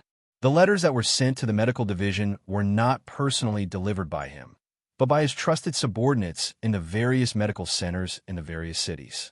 If such a thing happened to anyone else, it would be deceiving the emperor. If it happened to Gu Beiyue, Long Fei Yi could only worry. He knew Gu Beiyue too well. Gu Beiyue must have his reasons for doing so. The Great Qin was his, but he really couldn't find him in his own territory. As soon as Rue reached the outer city gates, Yin'er and Little Shadow appeared. Rue was dressed like a martial artist, while the 7-year-old Yin'er was dressed like a boy. She looked delicate and young, like a young master from a rich family. As for Little Shadow, who was almost 11 years old, he was dressed the simplest, like a little attendant. Little Shadow drove the carriage to Rue's side and smiled warmly. "Your Highness, please get in." Rue looked back and saw the luggage piled high on top of the carriage, with several more bags hanging to the left and right. Coldly, Rue asked, "Xinyuan Yin, are you moving?" Yin immediately lifted the curtain and chuckled. "Brother, come up. Let's discuss something." Rue was on guard. "Not interested. Have fun. I'm leaving." Whatever she wanted to discuss couldn't be good. Rue whipped the horse and hurriedly fled. Unfortunately, little Shadow caught up with Yen before long. Instead of blocking the horse, he put Yen on the horse's back. Yen hugged her brother and chuckled. Brother, don't cultivate anymore. Come with us to find Shadow's father. Rue was shocked. Grand Tutor. Chapter 1347. Rue was surprised that Yen and little Shadow weren't here to pester him, but to find the Grand Tutor. Yen leaned on her brother's back and glanced sideways at him. Come with us. Rue immediately stopped his horse and asked seriously, Are you serious? Well, have I ever lied to you? Are you coming or not? Yen giggled, her eyes turning into crescents and dimples appearing on her cheeks. She looked so harmless that it was easy to overlook her mischievous and scheming nature. Rue also returned a bright and happy smile. That's great. Yen was delighted by his reaction and immediately winked at little Shadow. But Rue smiled and said, That's great. You two can go by yourselves. Yen's expression froze. Rue carried her on his back and placed her in front of little Shadow. He patted little Shadow's head and said seriously, Here, I'll leave my sister to you. Have a safe trip. He was clearly about the same age as the little Shadow, and he was about the same height as the little Shadow. He was not taller than the little Shadow, but he acted like an elder brother as he stroked the little Shadow's head and spoke in a serious tone. Most importantly, the little Shadow actually smiled and nodded subconsciously. Smack! Yen immediately stood on her tiptoes and slapped little Shadow's head. It looked heavy, but it was actually light. Why are you nodding? Little Shadow finally came back to his senses and scratched his head. He didn't say anything and just took a step back. As expected, Yen and Rook didn't say much to him, and the siblings started talking. Brother, are you sure you don't want to go? You'll regret it if you don't. I'll give you one more chance. Are you coming or not? Yen smiled slyly. No. Rue was firm. He had already planned to find an excuse not to return to the palace and go straight to the south to find a doctor after he returned from training. Before leaving the palace, he had already found out about the Grand Tutor's whereabouts from the medical department. The Grand Tutor would be staying in the south this summer. He didn't want to mess around with Yen. If he traveled with her, he would be deafened by her noise in less than 3 days. Okay. Yen put her hands on her hips and said in a grown-up tone, It's fine if you don't want to go. Little Shadow and I will go by ourselves. Rue leaped onto the horse, intending to watch them leave before leaving. But who would have thought that after they got on the carriage, they would stop behind him without moving? Yen was sitting in the car, holding a piece of pastry with both hands and nibbling on it. Lil Thing appeared out of nowhere and sat on Yen's shoulder, also holding a piece of pastry and nibbling on it with relish. Little Shadow sat outside and pulled the reins. The three of them looked at Rue, who felt a little scared. According to his past experience, this was definitely not a good sign. Yen must have dug a hole for him again. You guys still aren't leaving? He asked tentatively. Your Highness, you should leave first, the little Shadow said. Suspicion flashed across Rue's eyes. Of the 36 stratagems, leaving was the best stratagem. Thus, he waved and left. The horse galloped at full speed. After running for a while, he turned back to look. Seeing that Yen and the rest had not followed him, he was still worried. He kept feeling that something was wrong. However, he didn't stop and continued on his way. His father was afraid that Yen would be tricked, but he wasn't. It was fine as long as Yen didn't trick others. With little Shadow and the Shadow Guard around, he was at ease. Just like that, Ray traveled all day and tied the horse to a big tree to rest at night. Just as he was about to take out some dry rations, he smelled the aroma of roasted meat. Someone's nearby. Rue followed the smell of barbecued meat and saw Yen and little Shadow sitting in the bushes, eating barbecued meat. Yen was craving the food. Little Shadow broke off a drumstick and gave it to her while reminding her that it was hot. Yummy. Yen took a bite and gave it to little Shadow. Brother Shadow, it's really good. Try it. Princess, eat it. There's still a lot. Little Shadow smiled. He was like a gentle little brother in front of Rare, but a gentle big brother next door in front of Yen. He broke off another drumstick and handed it to Rue, shouting, "Your Highness, you must be hungry. Come." Rue pursed his lips and strode over. He knew these two wouldn't let him off so easily. He didn't say anything and just sat down cross-legged, taking a big bite of the drumstick. He took a bite and was shocked. "Little Shadow, when did you learn how to roast meat?" "I learned from Uncle," Little Shadow replied. Uncle was referring to Jean Z. Rue and Yin called him Uncle, so Little Shadow followed suit. Every year, Jean Z and Mu Ling would take some time to stay in the capital for a few days. Jean Z had to report on the situation in Northern Li, while Mu Ling came to play with her sister and the children. Yin muttered, "I haven't seen Lil Ling in a long time. You'll see her this winter." Little Shadow smiled. Jean Z and Mu Ling, daughter, was called Jean Ling. Thus, Mu Ling was called Big Ling, and Jean Ling was called Lil Ling. Lil Ling was the youngest in the group at just over 5 years old. She could be said to be everyone's joy. She was as muddle-headed as her mother, but she inherited her father's shrewdness and became a muddle-headed little money grubber. She was always muddle-headed when it came to other things, but when it came to money, she immediately became shrewd and stingy. She didn't know if it was because her father was called Jean Z, but she had a soft spot for gold ingots. As long as she got her hands on gold, no one could cheat her of it except her father. Once, Mu Ling brought her to the palace to play. Han Yunshi jokingly asked, "You're called Lil Ling Let your parents give birth to a little Jean Z, okay?" Lil Ling was only 3 years old at that time. She nodded seriously. "Okay." Thus, when she returned, she immediately asked her father if she wanted to give birth to a little Jean Z. Jean Z, who didn't know the situation, threw a small gold ingot to her. After that, whenever she wanted money, she would say, "Daddy, Daddy, give birth to a little Jean Z for me." When this reached Han Yunshi's ears, Han Yunshi almost fainted from laughter. Yin loved Lil Ling dearly, doting on and protecting her as if she was her own sister. Tang Hongdo, the head of the Tang clan, was now 12 years old. She was just as greedy as Lil Ling, but she also doted on Lil Ling, Knowing that she liked gold, she would secretly give her several gold ingots every time they met. Yin mind wandered at the mention of Lil Ling. When was full, he glanced at the tent that Lil Shadow had set up and asked seriously, "Lil Shadow, aren't you going to find your father?" Lil Shadow nodded even more seriously than Rue. I'm being serious with you." Rue was angry. Lil Shadow was still serious. "Your Highness, the princess and I are indeed going to find my father."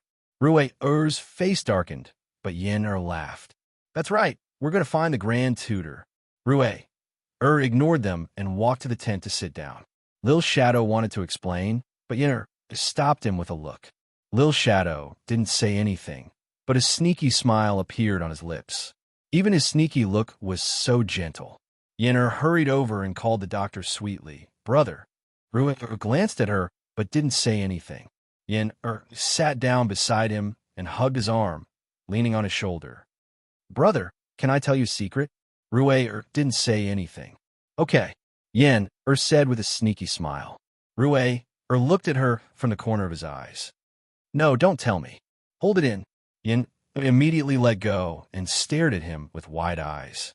Rue was amused and slowly smiled at her innocently. "Hold it in. Don't tell me." Yin really didn't say anything. She covered her mouth with both hands and sat aside. Who knew if she was drawing circles or doing something else? This girl could still hold it in and didn't mention it again. Just like that, Rue handed over the shadow guard in the dark and instructed him to keep watch. Then he nestled in the tent with Lil Shadow and Yin to sleep. Rue slept in the middle with Lil Shadow on his right and Yin on his left. At first, Yin slept with her back facing her brother and didn't move at all. No one knew if she had fallen asleep. In the middle of the night, she finally turned around slowly and went over to her, pushing him. Brother, I'll tell you, okay? Brother, wake up. I'll tell you the good news. I surrender. Wake up. I want to tell you." She had been holding it in and thought she could do it, but after holding it in for an entire night, she still couldn't hold it in. She felt uncomfortable all over if she didn't say it out loud. Brother, wake up. She pulled hard. Rue was still in a daze. Don't be noisy. Sleep. I have to say it. Wake up. Yen continued to pull. Rue was so sleepy that he had long forgotten about it. He pushed her away. Don't be noisy. Sleep. Yen continued to push and pull. Brother, I'll tell you.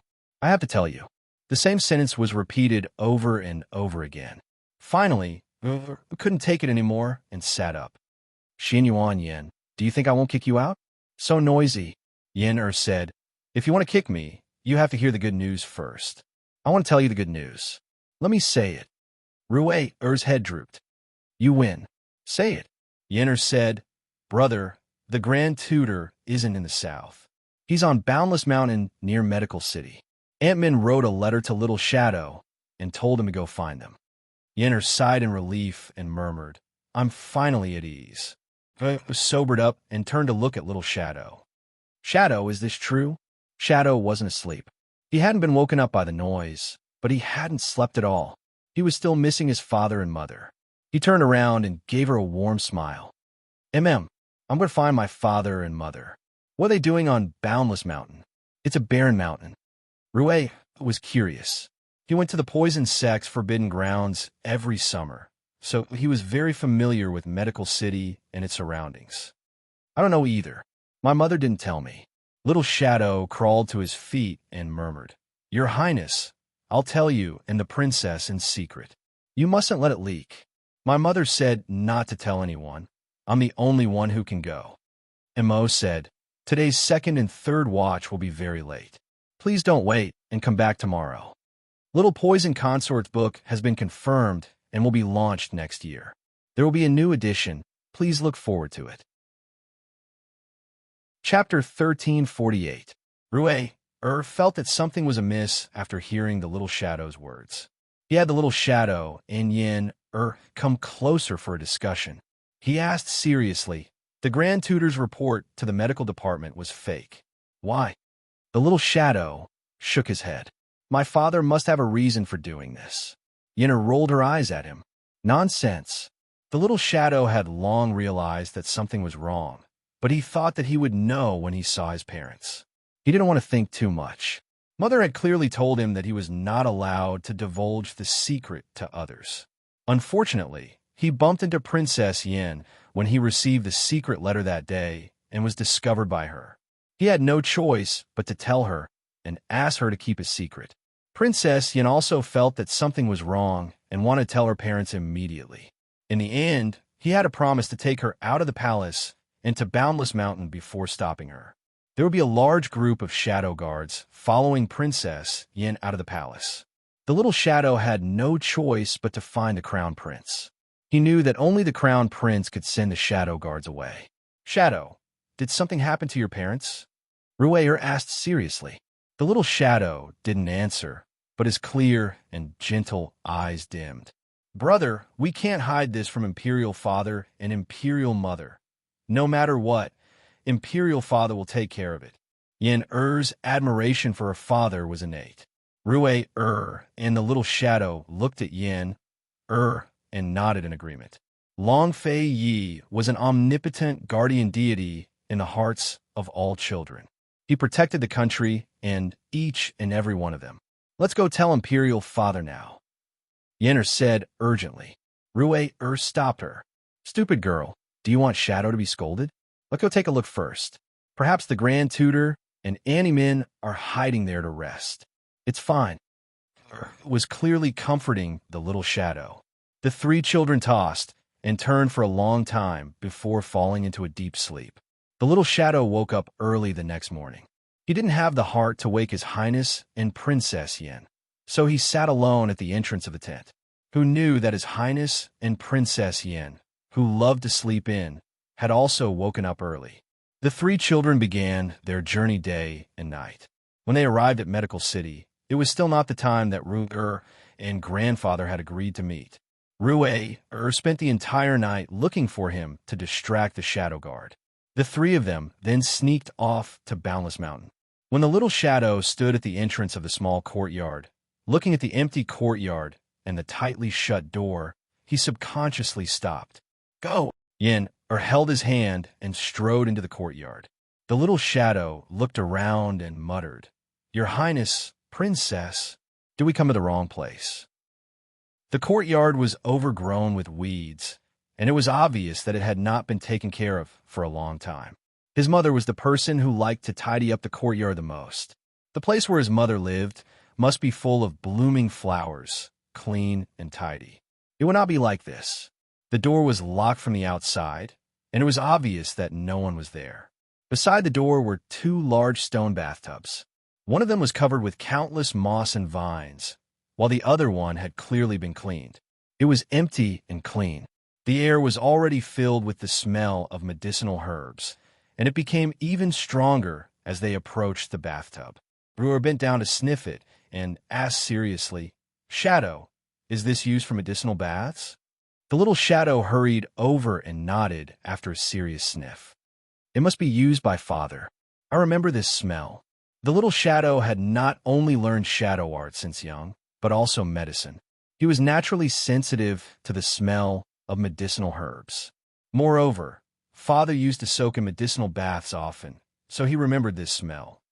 Then we're right. Where's the Grand Tutor and the rest? Yenner looked around curiously. As they spoke, Brewer looked out the door vigilantly, and the little shadow immediately followed suit. Yenner then turned back to see 2 figures approaching from afar. These 2 were naturally Gu Beiwei and Qin Min. Gu Beiwei looked the same as before. His clothes were whiter than snow, and he was as gentle as jade. However, his face was obviously much paler. Qin Min looked the same at first glance, but her eyes were haggard. The hardships and helplessness of the past 2 years were all hidden in this haggard look. Father, Mother. The little shadow dashed out excitedly. He was so excited that he forgot that he could use shadow arts and ran out on foot. In the past 2 years, Mother would often send him letters telling him where she and Father were, what happened, and asking about his situation. Back in Ningzhou City, he would always write a few sentences to Father under the letters that Mother sent to Father. And in the past 2 years, Father would always write a few sentences to Mother in the letters that Mother sent to him. He hid all the letters like they were treasures. He always knew that he was not their biological child. So apart from a nostalgia for his parents, there was also a deep gratitude hidden in his heart. He loved them too much. The little shadow threw himself into Mother's arms and hugged her tightly. In the end, he was still a 10-year-old child. How independent could he be after being separated from Father and Mother for so long? No matter how sensible he was, he could not help but cry. Not to mention a 10-year-old. Even an older person would instantly become a child in front of Father and Mother. Qin Min treated this child as her own. Subconsciously, she had even forgotten that he was adopted. She hugged the little shadow. Without saying anything, her eyes turned red. In the past 2 years, she was afraid that the little shadow would be lonely, afraid that the little shadow would miss him, afraid that the little shadow would think too much.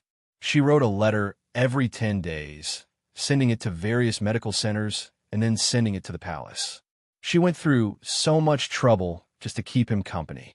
Fortunately, the replies she received were all good. The little shadow got along very well with His Highness and Princess. He would tell her many, many interesting things. In every letter, the one he talked about the most was Princess Yen. Gu Beiwei glanced at the 2 little masters in the courtyard and could not help but frown. However, he did not bat an eyelid. He softly hugged the little shadow and stroked his head. Chunner, are you tired from rushing all the way here? The little shadow lifted his head from Mother's arms. 2 lines of tears still hung on his face, but a warm smile bloomed on his face. He reached out and hugged Father. I'm not tired, he. Gu Beiwei's doting gaze warmed up quite a bit. He seriously sized up the little shadow. You've grown taller. Father is still able to carry you. He picked up the little shadow and smiled as he personally wiped the little shadow's tears. The little shadow was shy and immediately lowered his head, anxiously wiping his own tears. Gu Beiwei smiled, but did not say anything. His large hand gently stroked the little shadow's back. In fact, there were not many words between father and son. Just like Long Fei Yi and Rei just like Gu Beiwe and the little shadow. But there were not many words. A light touch and a hug were enough to surpass all words. Qi Min discovered Rui and Yin. She was alarmed and was about to ask the little shadow when the little shadow confessed. Mother, your letter was seen by Princess Yin. Only His Highness and Princess Yin know that you are here. No one else knows. Qi Min looked at Gu Beiwe. Gu Beiwe only shook his head at her without saying anything. But Qi Min more or less understood what he meant. After so many years, the two gradually had a tacit understanding between them. Could this be considered another kind of intimacy? It's fine if they're here, Gu Beiwe said faintly. The little shadow was still a little worried and cast an inquiring look at his mother. Seeing his mother smile at him, he was relieved. Shadow, come down. Although watching Gu Beiwe carry the little shadow was an especially happy thing, Qi Min quickly carried the little shadow down from Gu Beiwe's arms. She could not bear to waste any energy. He also did not have much energy to spend. Qi Min put the little shadow down and held his left hand. Gu Beiwe smiled and held the little shadow's right hand. The little shadow tilted his head to the right to look at his father, then to the left to look at his mother. He was so happy that he laughed out loud. One had to know that he had always been smiling warmly, and it was very rare for him to laugh out loud. The mountain path was too dark, and the moonlight was hazy. He could not see his father's expression clearly. At this moment, he was thinking that since his father and mother did not seem to mind the crown prince and princess Yin coming together, and they were fine, then it should not be anything serious. Even if there was something serious with his father and mother around, then it was not a big deal. Just like that, the little shadow was led by his parents slowly along the mountain path to the courtyard. Rui and Yin stood at the courtyard entrance, watching. Brother, you're thinking too much. Grand Tutor and Annie Min are fine, Yin said with a smile. Rui did not say anything, but he secretly sighed. He had been worried along the way. Rui was about to walk out when Yin hurriedly stopped him. She ordered in a low voice, Stop. Brother Ing and father and mother are finally together. Why are you messing around? Let's beg Annie Min for a meal and then leave. Rui looked at her suspiciously. You were the one who wanted to come along, okay? If you didn't, why would I come? Yin turned and said seriously, I was just worried about Brother Ing. It's fine now. Why don't you leave first? Rui gave her a fake smile. You wish. If he left first, this girl would definitely not go back. Although he did not like talkative girls, he would unconsciously become talkative when it came to his talkative sister. The siblings were bickering when Gu Beiwe and the rest came in. Your Highness, Princess Yin. Gu Beiwe was about to bow when Rui and Yin rushed over at the same time. Grand Tutor Rui missed you. Grand Tutor Yin missed you. Rui's movements were quick. He rushed over to Gu Beiwe and hugged him tightly. Yin, who was 2 steps behind, did not stop in time and knocked into Rui's back. She did not even have time to retract her hands before she hugged Rui. Rui turned back. Sister, what are you doing? Yin was so angry that she wanted to bite him, but she did not. She quickly let go and went behind the Grand Tutor to hug his thigh. Qi Min and Little Shadow were amused. Gu Beiwe could not help but laugh as well. Grand Tutor, why did you ask Brother Ing to look for you here? Grand Tutor, why are you and Annie Min staying here? Aren't you in the south? Grand Tutor, why didn't Annie Min let Brother Ing tell anyone about your whereabouts? Grand Tutor, you and Min. Do you have some unspeakable secret? Tell me. I promise I won't say a word. I swear on my father's name. Yin kept asking. Could not help but complain. Why would I tell you unspeakable secrets? Yin snapped out of her daze and wanted to kick him angrily. Yin question was naturally Shadow's curiosity. He looked up at his mother inquisitively. All right, it's the middle of the night. Let's go in first, Gu Beiwe said lightly. Chapter 1349. As soon as they entered the room, the 3 children sat around the table like book boys with their hands folded on top of each other. Gu Beiwe missed the sight. A few years ago, the 3 children used to sit around him like this every morning in the palace and listen to him tell them stories. Where did he get so many stories to tell? All he told was history. He treated Cloud Realm Continent's centuries of history as simple stories for the children to understand. Rue would always ask why this and that, why Yenner only cared about this and that person. Little Shadow usually fell silent until Rue and Yenner finished asking before he added a few more questions. Gu Beiwen knew that the three children weren't waiting for a story, but an answer from him. Chi Min had always wanted Little Shadow to see him, but he refused. Now it was time for Little Shadow to show up. He had to personally teach him the essence of the shadow arts. He never expected Rue and Yenner to come as well. Since they were here, it was impossible to hide the truth. They were all children that he had personally taught. He knew their tempers and thoughts very well. Hiding his illness from them would only make them suspicious. As soon as Gu Beiwe sat down, the three children turned to look at him. Little Shadow could see how pale his face was under the lantern light. "Father, are you feeling unwell?" Little Shadow's calm heart grew uneasy again. Father is sick," Gu Beiwe said simply. "Grand Tutor," Yenner exclaimed. "He's sick, but he doesn't want anyone to know." This didn't speak, but his brows furrowed. He knew things weren't as simple as they thought. Little Shadow quickly took his father's hand and took his pulse. Unfortunately, he couldn't tell anything. He immediately looked towards his mother on the side. Chi Min didn't know how to deal with these children, much less what Gu Beiwe was planning. She could only remain silent. The Little Shadow looked at his father again with an inquiring gaze, but there was caution and uneasiness in his eyes. Gu Beiwe stroked the Little Shadow's head and smiled. "Don't worry. It's just that the illness is a little serious and needs to rest. Thus, Daddy has been living here for a very long time. Is that right?" Little Shadow asked. Gu Beiwe's judgment was right. He could not hide anything from this child. Back then, she had kept this child because of his talent. She had not expected him to be such a smart and introverted child. Perhaps it was innate, or perhaps it had something to do with Chi Min's teachings over the years. Gu Beiwe admitted, "Yes, I've been living here." "Grand Tutor, have you been recuperating for the past 2 years?" Yenner could not help but ask. Before Gu Beiwe could answer, the Little Shadow's tears suddenly flowed silently from his eyes. He hurriedly wiped them away, but the tears continued to flow. He remembered those days in Ningzhou. From then on, his father had been taking medicinal baths. Later, when he returned to the capital, his father often took medicinal baths as well. His mother always told him that it was just a matter of recuperating and not an illness. But now, how could he be so stupid? Why didn't anything go wrong? Not to mention other things. Even with his father's medical skills, he could not cure himself after so many years.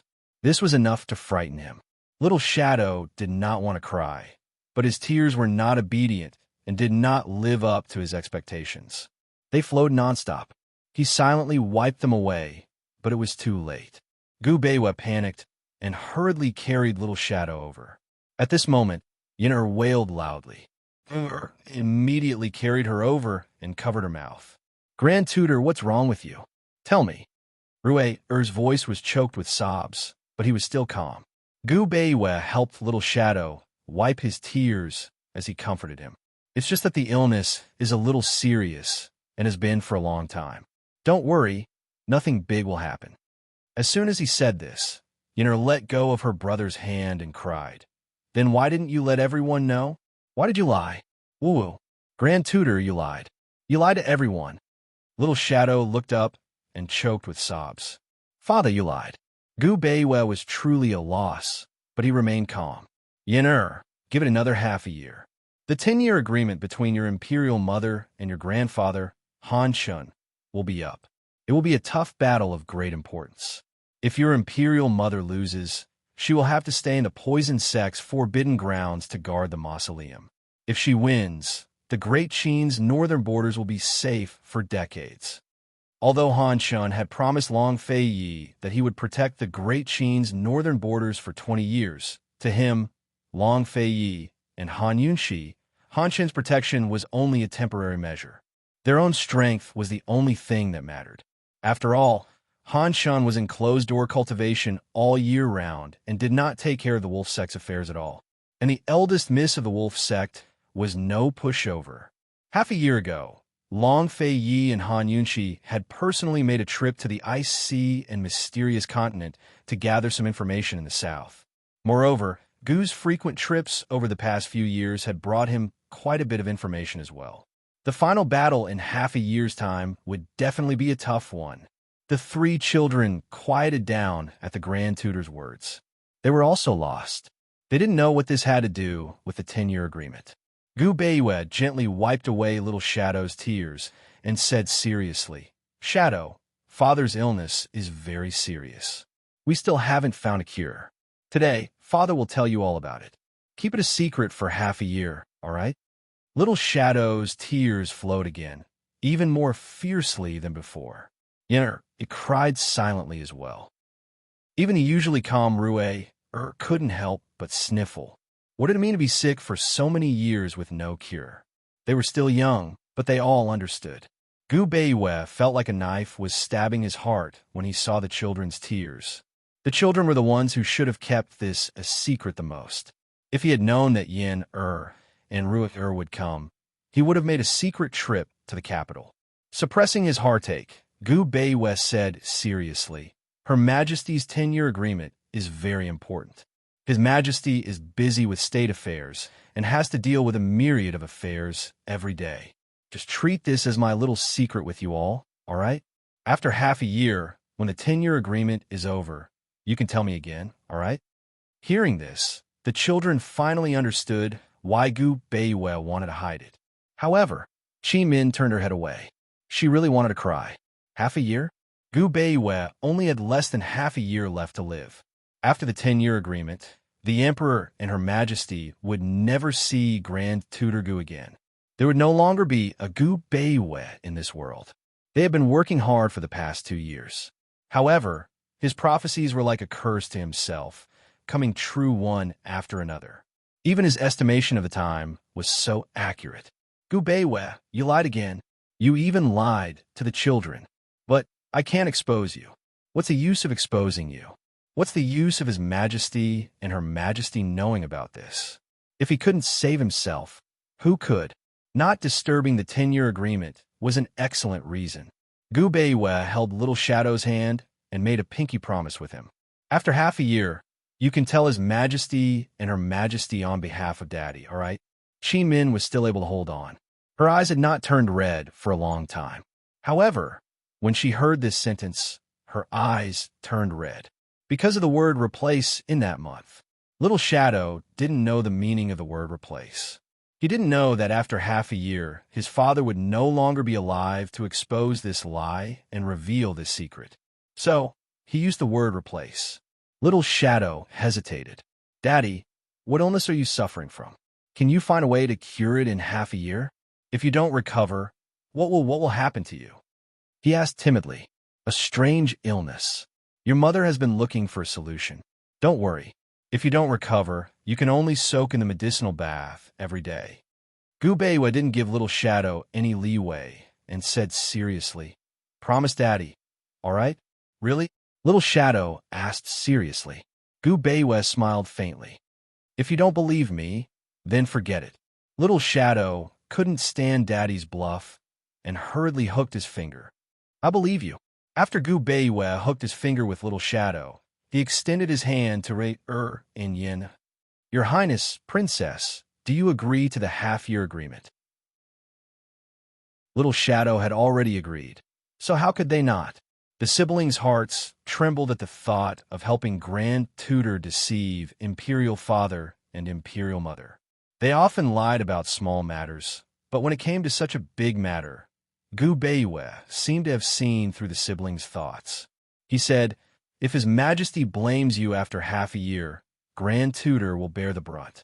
Rue, and Yin exchanged glances and extended their hands.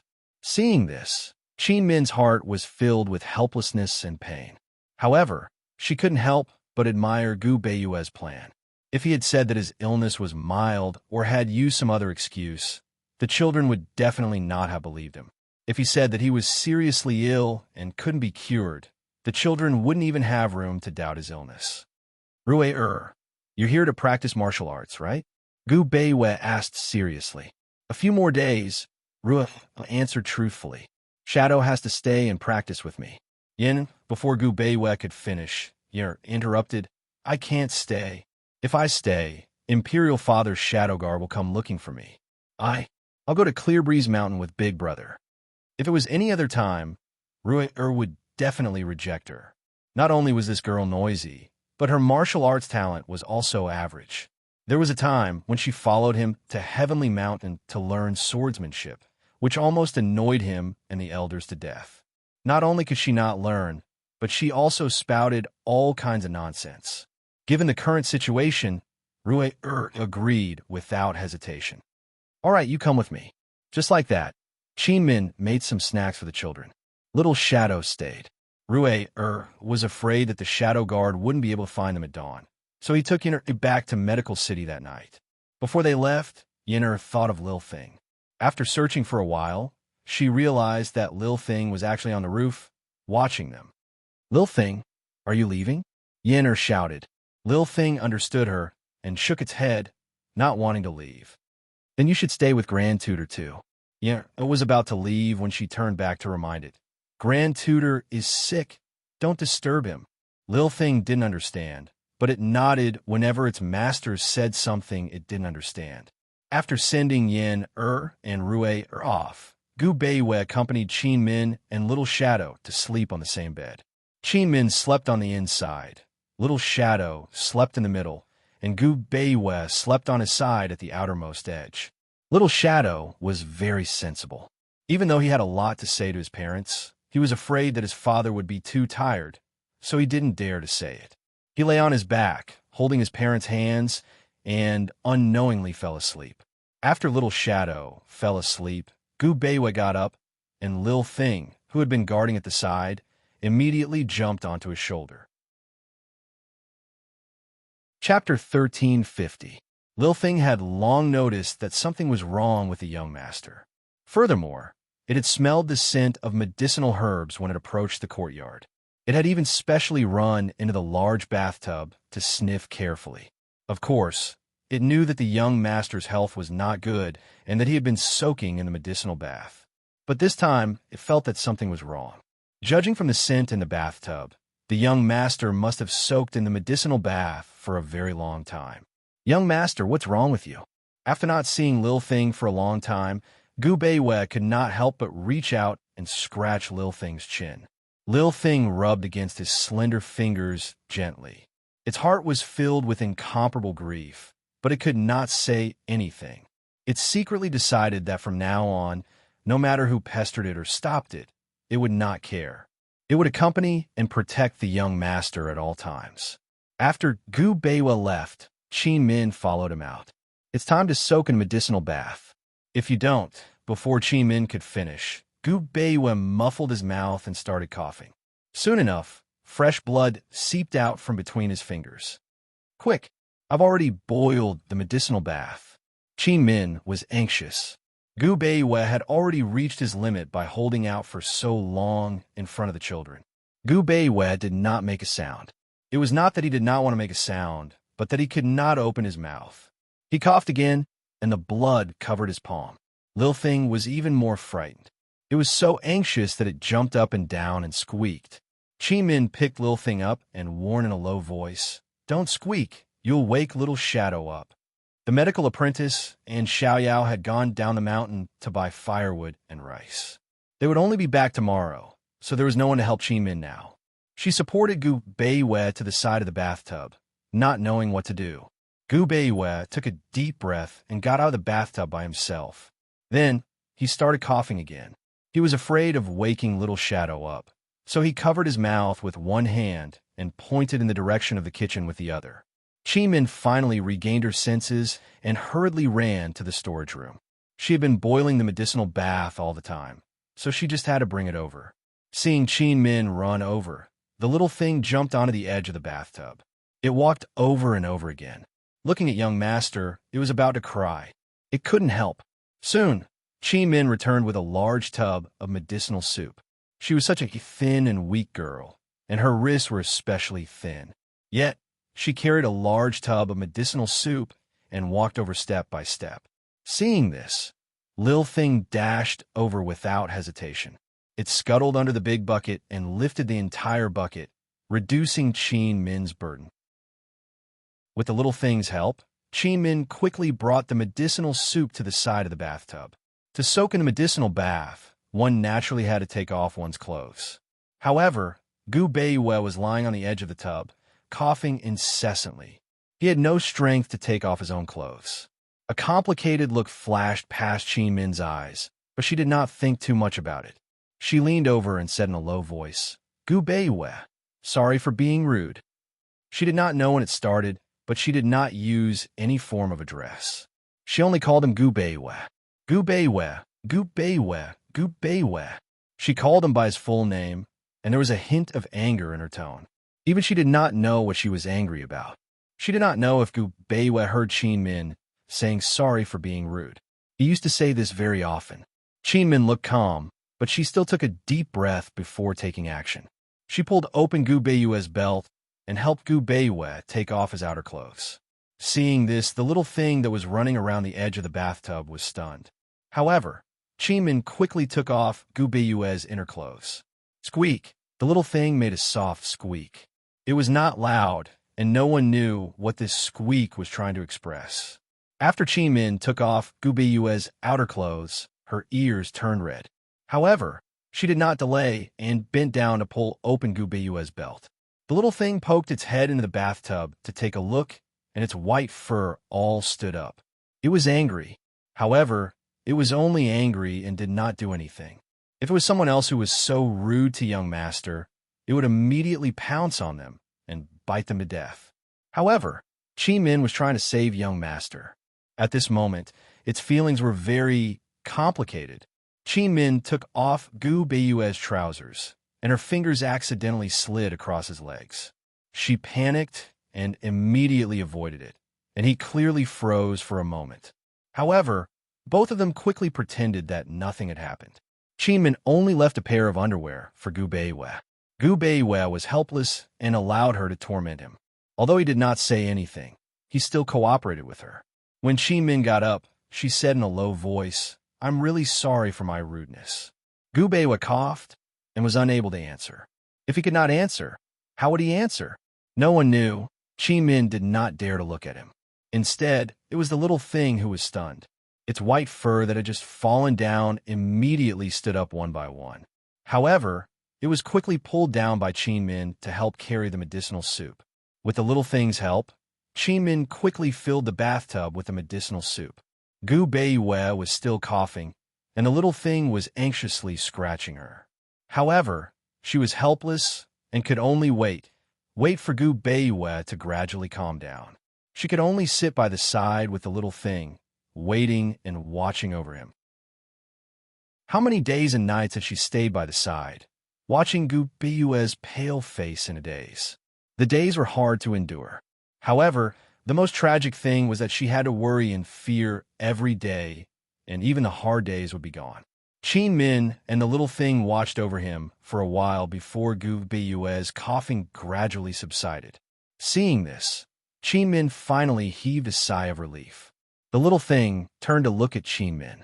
After a while, it jumped into Qin Min's arms and gently rubbed against her as if it was comforting her.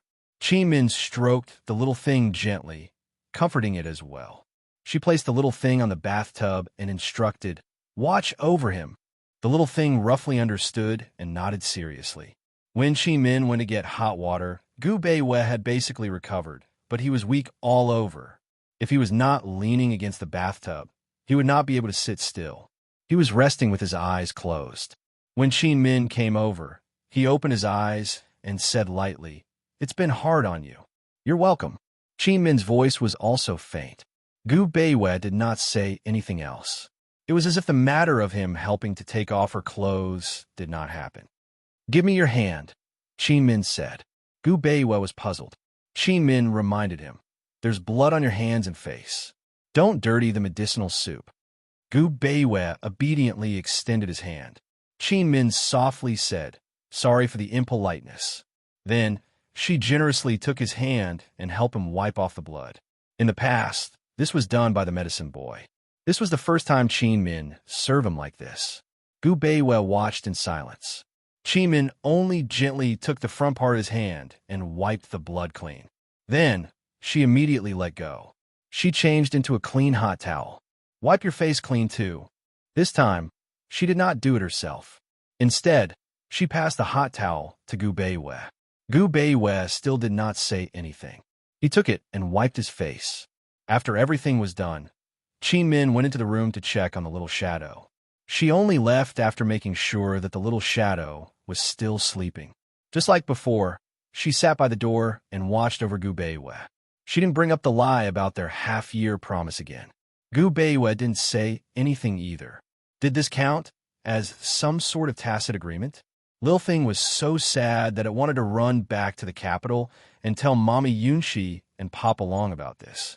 Still, it wasn't so stupid that it couldn't tell that the gentleman was intentionally hiding the truth. It didn't understand what the gentleman and the children had agreed on before, but now it was clear that the gentleman wanted them to keep a secret. The more it thought, the more Lilfeng's eyes grew wet. It jumped out of the tub and sat at the bottom, feeling sorrowful.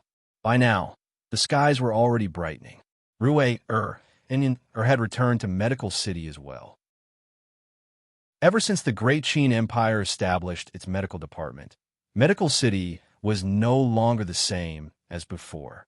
It had become an ordinary city, while the Medical Academy was purely a medical academy. It didn't interfere with the rules of the medical world, but only taught apprentices and nurtured doctors.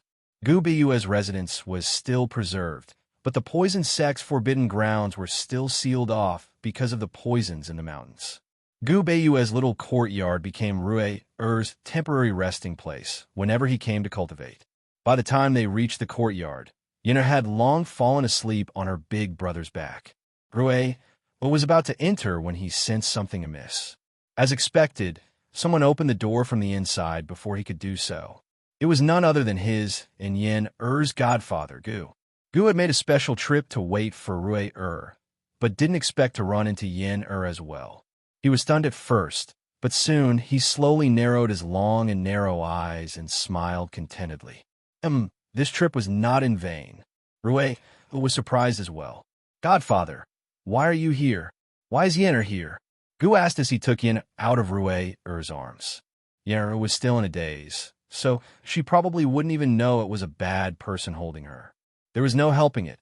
She trusted her big brother too much. Gu held Yen, liking her more and more. My daughter is becoming more and more like her mother. She's getting more and more beautiful. Rui's lips twitched.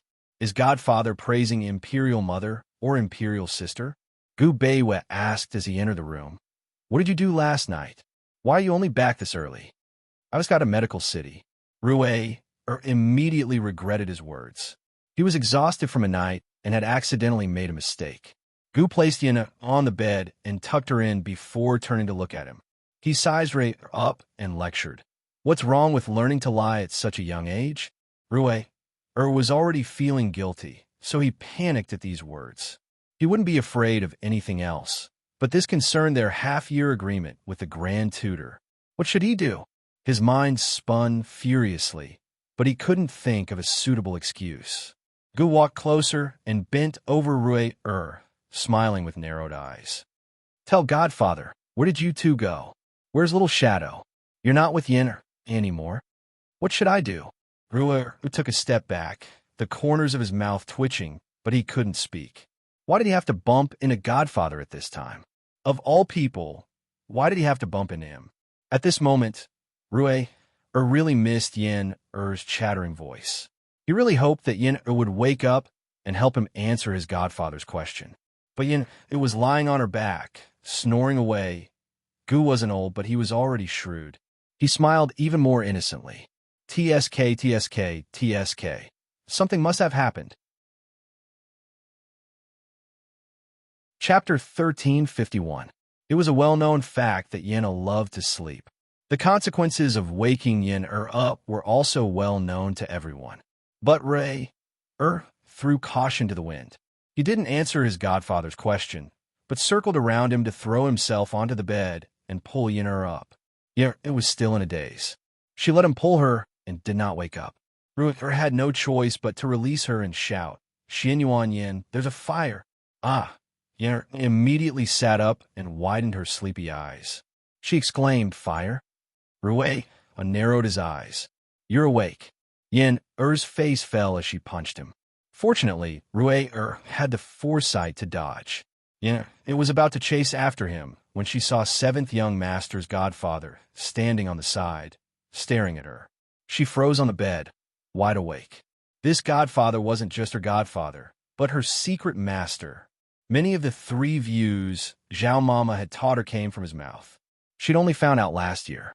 Of course, what she liked the most wasn't the 3 views he'd taught her, but the desserts he'd scrounged from all over Cloud Realm every year. Little Yen did you miss Godfather? Gu asked with a grin. Of course. I missed you to death. Yen grinned mischievously. Haha, what's good this time? Let me guess. Ruer stood on the side silently, a fake smile on his face. Gu spread out his hands. I didn't know you were here, so I didn't bring anything. What do you want to eat? Godfather will go find it right away. Yen realized something was wrong at these words. Godfather had met them by chance, not specifically to find them. Godfather, when did you come? Her heart thumped as she slowly turned to look at her brother. Ruer was still smiling. He firmly believed that Yen could handle it. Seeing her brother's reaction, Yen was even more certain that there was a trap.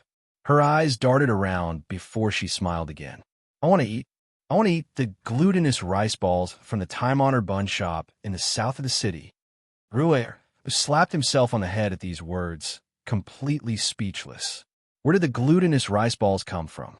Moreover, there was only one old shop in the south of the city. It was not a bun shop, but a noodle shop. The steamed bun shop in Medical City is located in the north of the city. Gu laughed heartily. Deal. Little Yen just you wait.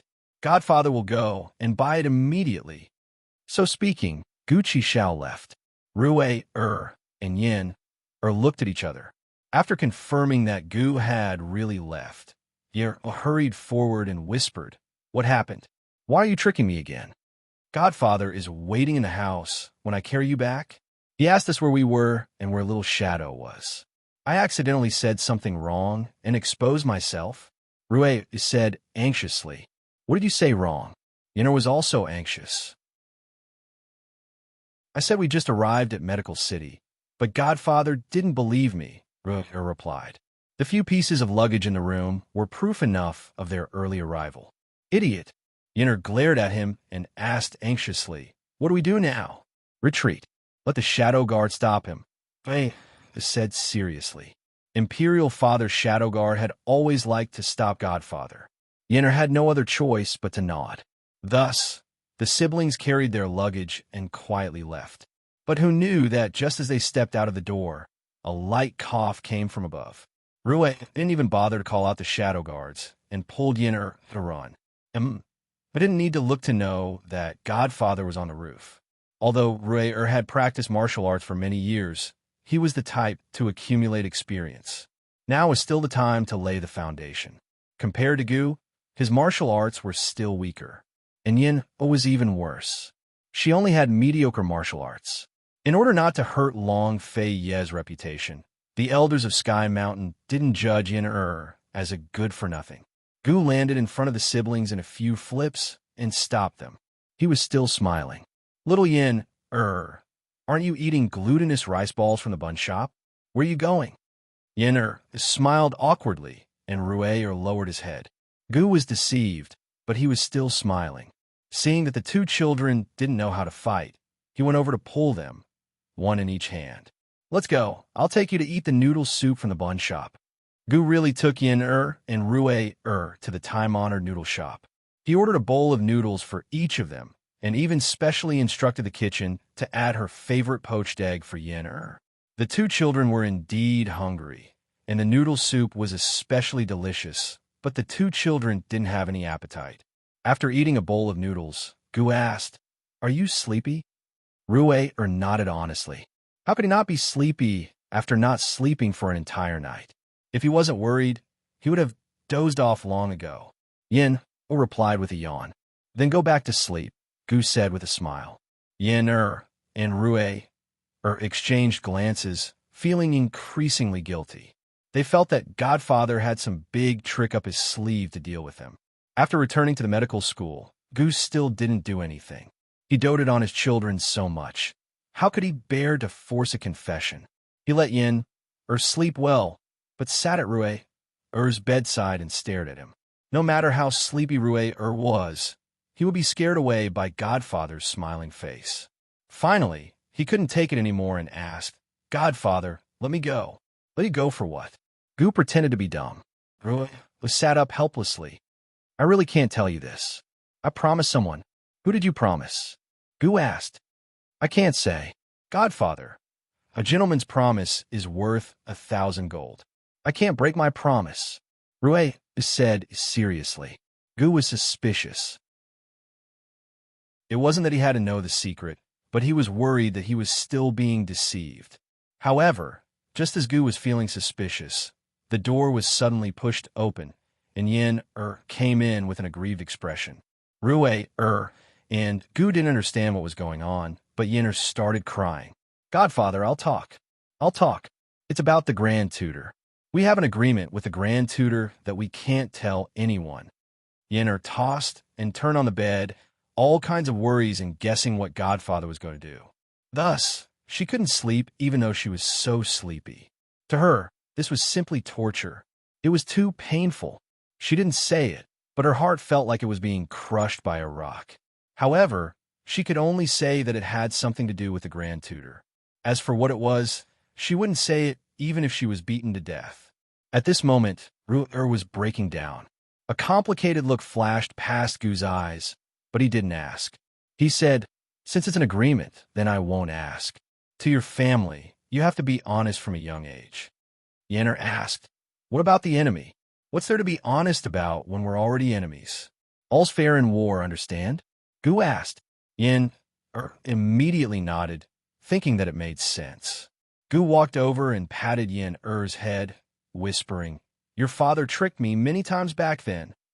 Yin didn't understand, but Gu urged her to go to sleep. Yin-er looked at her brother doubtfully. Was Godfather really not going to ask? Something felt wrong. It was also doubtful, but what else could she do other than believe it for now? Thus, the two exhausted children fell asleep. After Gu left, he searched the entire medical school, but couldn't find Gu Beiyue. He didn't hesitate and immediately went to Wuya Mountain. Back then, the people and things in Medical City couldn't escape his eyes. He knew all about it. Although he didn't know that Gu Beiyue was a descendant of a shadow clan, he always knew that Gu Beiyue's grandfather often went to Wuya Mountain. These two children appeared in Medical City, but Little Shadow didn't follow them. Their secret had something to do with Gu Beiyue. There was no doubt that Gu Beiyue wasn't in Medical City. He was near it. Wuya Mountain was the most likely place. Wuya Mountain was very big. Gu searched the mountain for a while and finally found a small courtyard by the waterfall. At the same time, Gu Beiyue had just finished teaching Little Shadow and was preparing to take a medicinal bath. As soon as Gu Qixiao approached the courtyard, Lil Thing sensed his presence. Gu Beiyue glanced back and saw a familiar shade of red, giving him start. Gu walked into the courtyard. He was more sensitive to the smell of medicinal herbs than anyone else. He immediately sensed that something was wrong. He was almost certain that Gu Beiyue was using large amounts of medicinal herbs every day. He scanned the courtyard and frowned when his gaze fell on the big bathtub at the door.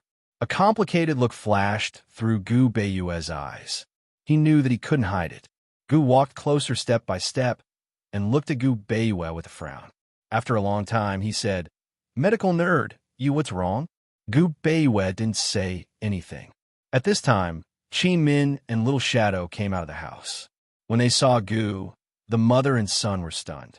In the silence, Gu suddenly roared at Gu Beiyue, what's wrong with you? Both Qi Min and Little Shadow were frightened, but the latter immediately rushed over and shoved Gu Qixiao aside. He didn't say anything, but he clenched his fists and glared at Gu. He wouldn't allow anyone to be so fierce to his father. No one. His father was sick. Gu ignored Little Shadow and said angrily, How many days do you have left to live? You actually hid it from me. What was Gu Qixiao? He was pill fiend. He could judge the severity of the illness and the extent of it from the amount of medicinal herbs used. With this amount of medicine, let alone a year, it was very likely that he wouldn't even last half a year. For the past 2 years, he had always thought that this medical nerd was running around the Great Qin Empire, busy building medical centers for the people of the Great Qin Empire. Who would have thought that he would be so sick? Gu was so angry that he almost lost his mind. He punched the wall beside him and sneered. You even hid it from me. You even hid it from me. That year, when he was on the mountain in rear camp, walking step by step towards death, it was this medical nerd who accompanied him every day. When he couldn't take the torture anymore, it was this medical nerd who hugged him and comforted him. At that time, Gu Beiwei kept repeating in his ear, Shao Qi, if you die, what will happen to Poison Lass? If not for Gu Beiwei and his words, Gu really couldn't guarantee that he wouldn't end his own life at that time. Gu Beiwei, if you die, what will happen to Poison Lass? Gu questioned. When he said this, Qi Min was shocked. She seemed to have understood something. More accurately, she had discovered a secret. She subconsciously covered her mouth. However, Chapter 1352. While Qi Min was shocked, Gu Beiwei was very calm.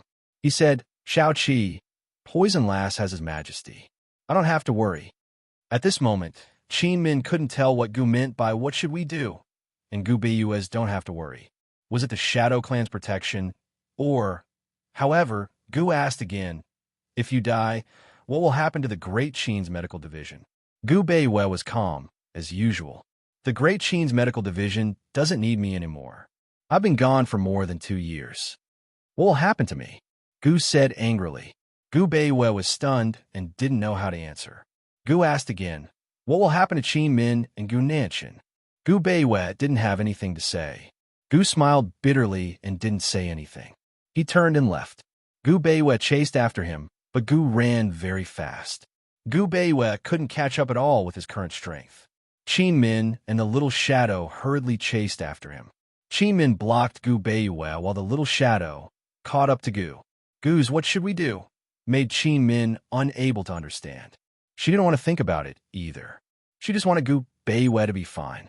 Even if Gu Beiwei gave up, she wouldn't give up. Gu Beiwei definitely didn't know that she had already thrown the small golden knife he gave her into the deep pool onto the waterfall.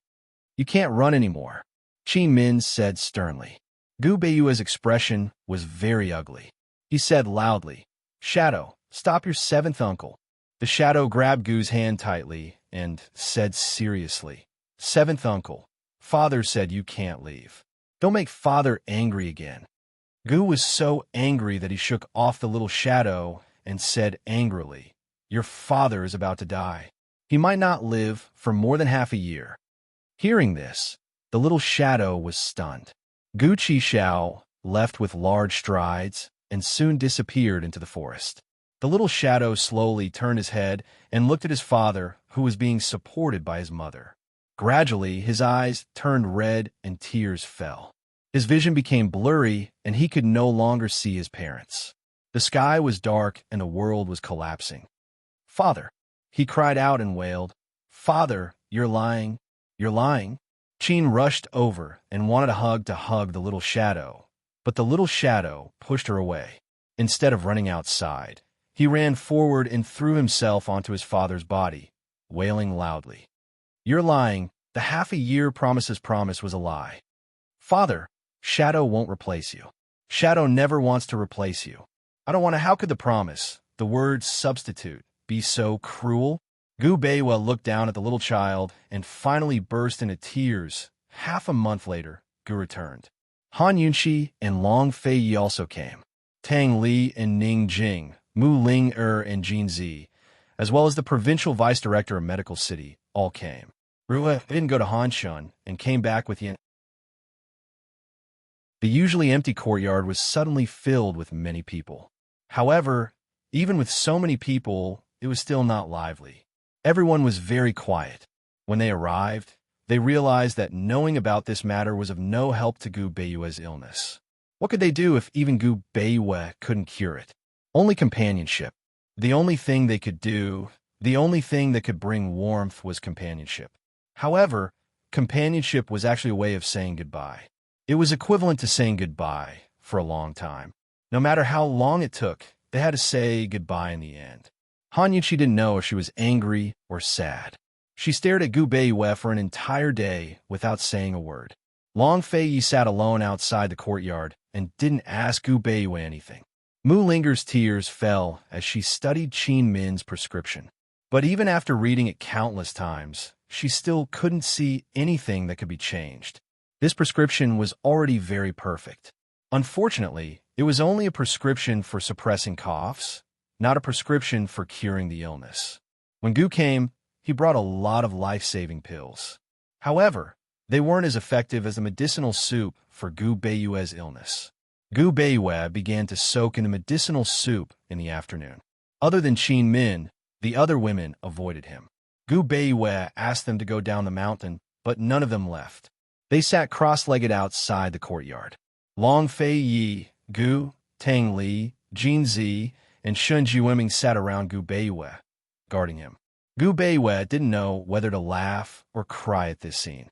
His heart was stifled, but it was warm. Looking at Long Fei Yi's silence, he finally couldn't help but say, "Your Highness." When he said, "Your Highness," Long Fei Yi and turned around at the same time. Seeing this, Gu Beiyue realized that he had called out his name. Looked confused. Long Fei Yi chuckled helplessly. He knew that Gu Beiyue was calling him. This, "Your Highness," contained too many memories and trust from the past. Gu Beiyue must have missed the past. Did people miss the past when they were about to die? Long Fei Yi exhaled and walked closer. He didn't say anything and just waited for Gu Beiyue to speak. However, Gu Beiyue was silent for a long time. After looking at him for a long time, he finally said, "Your Highness, I'm sorry. I can't accompany you for too long. As for the medical department, I've already—" Before he could finish, Long Fei Yi raised his hand to stop him. "Gu Beiyue, I'm not here to hear your last words." Long Fei Yi then strode out. Tang Li quickly chased after him. He was usually talkative, but he didn't know what to say at this time. Seeing this, and Gu Qixiao followed. In the courtyard, other than Qin Min, only Shun Jiweming and Jin Zi were left. Shun Jiweming was old and sat far away. At this moment, he was looking at Gu Beiyue from afar and secretly wiping his tears. At least with a clear diagnosis, there would be a direction for treatment. However, no matter how much Qin Min said, she couldn't diagnose the illness. This illness was similar to tuberculosis and asthma, but it wasn't completely the same.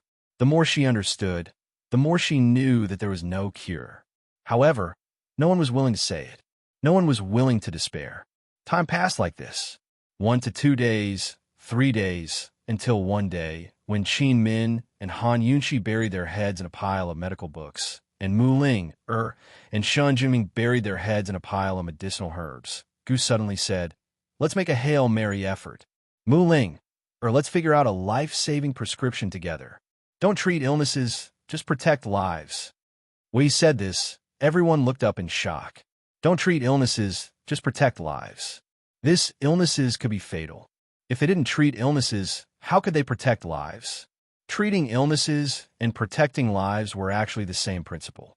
It was just a different way of saying it. Han Yunqi pondered and felt that this saying was very familiar. She was about to say something when Qin Min exclaimed, "Yes. Don't treat illnesses, just protect lives." As she said this, she rushed to the bookshelf at the side and flipped through the medical books like a madwoman. Everyone looked at her curiously.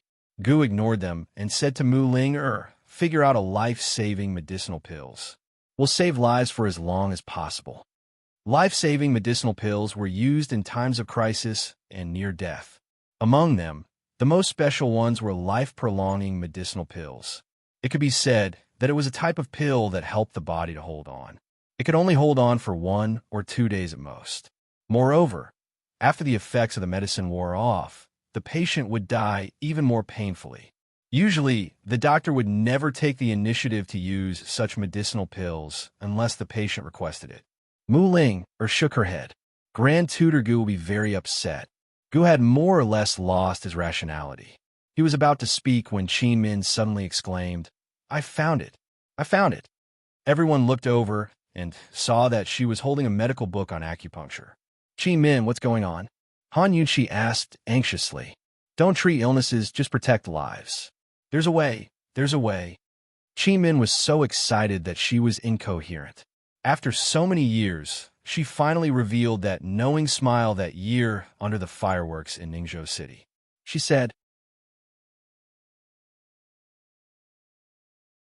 Chapter 1353. Qin Min walked over with the medical book and said excitedly, "This medical book was given to me by an old uncle when I was practicing medicine at the medical city inn. The needle technique in it is very strange, and the medical theory is different from ordinary medical theory. We pay particular attention to prescribing the right medicine for the illness, while this formation focuses on strengthening one's physique and allowing the body to fight against the illness." Everyone present was knowledgeable in medicine, so they understood what was going on when they heard Qin Min's words. Just like what Gu had said earlier, since it couldn't cure the illness, it could only protect the life. Everyone had been stuck in a dead end, searching for the right medicine for the illness, but they had neglected another angle. From the perspective of martial arts, one could rely on strengthening one's physique to fight against the illness. Although it couldn't cure the illness, it could at least give the body the ability to fight against the illness. At the very least, it wouldn't cost one's life. In the mysterious continent, there was a legend that if one cultivated to the peak of strength and qi, they could resist all injuries and illnesses and achieve an immortal body.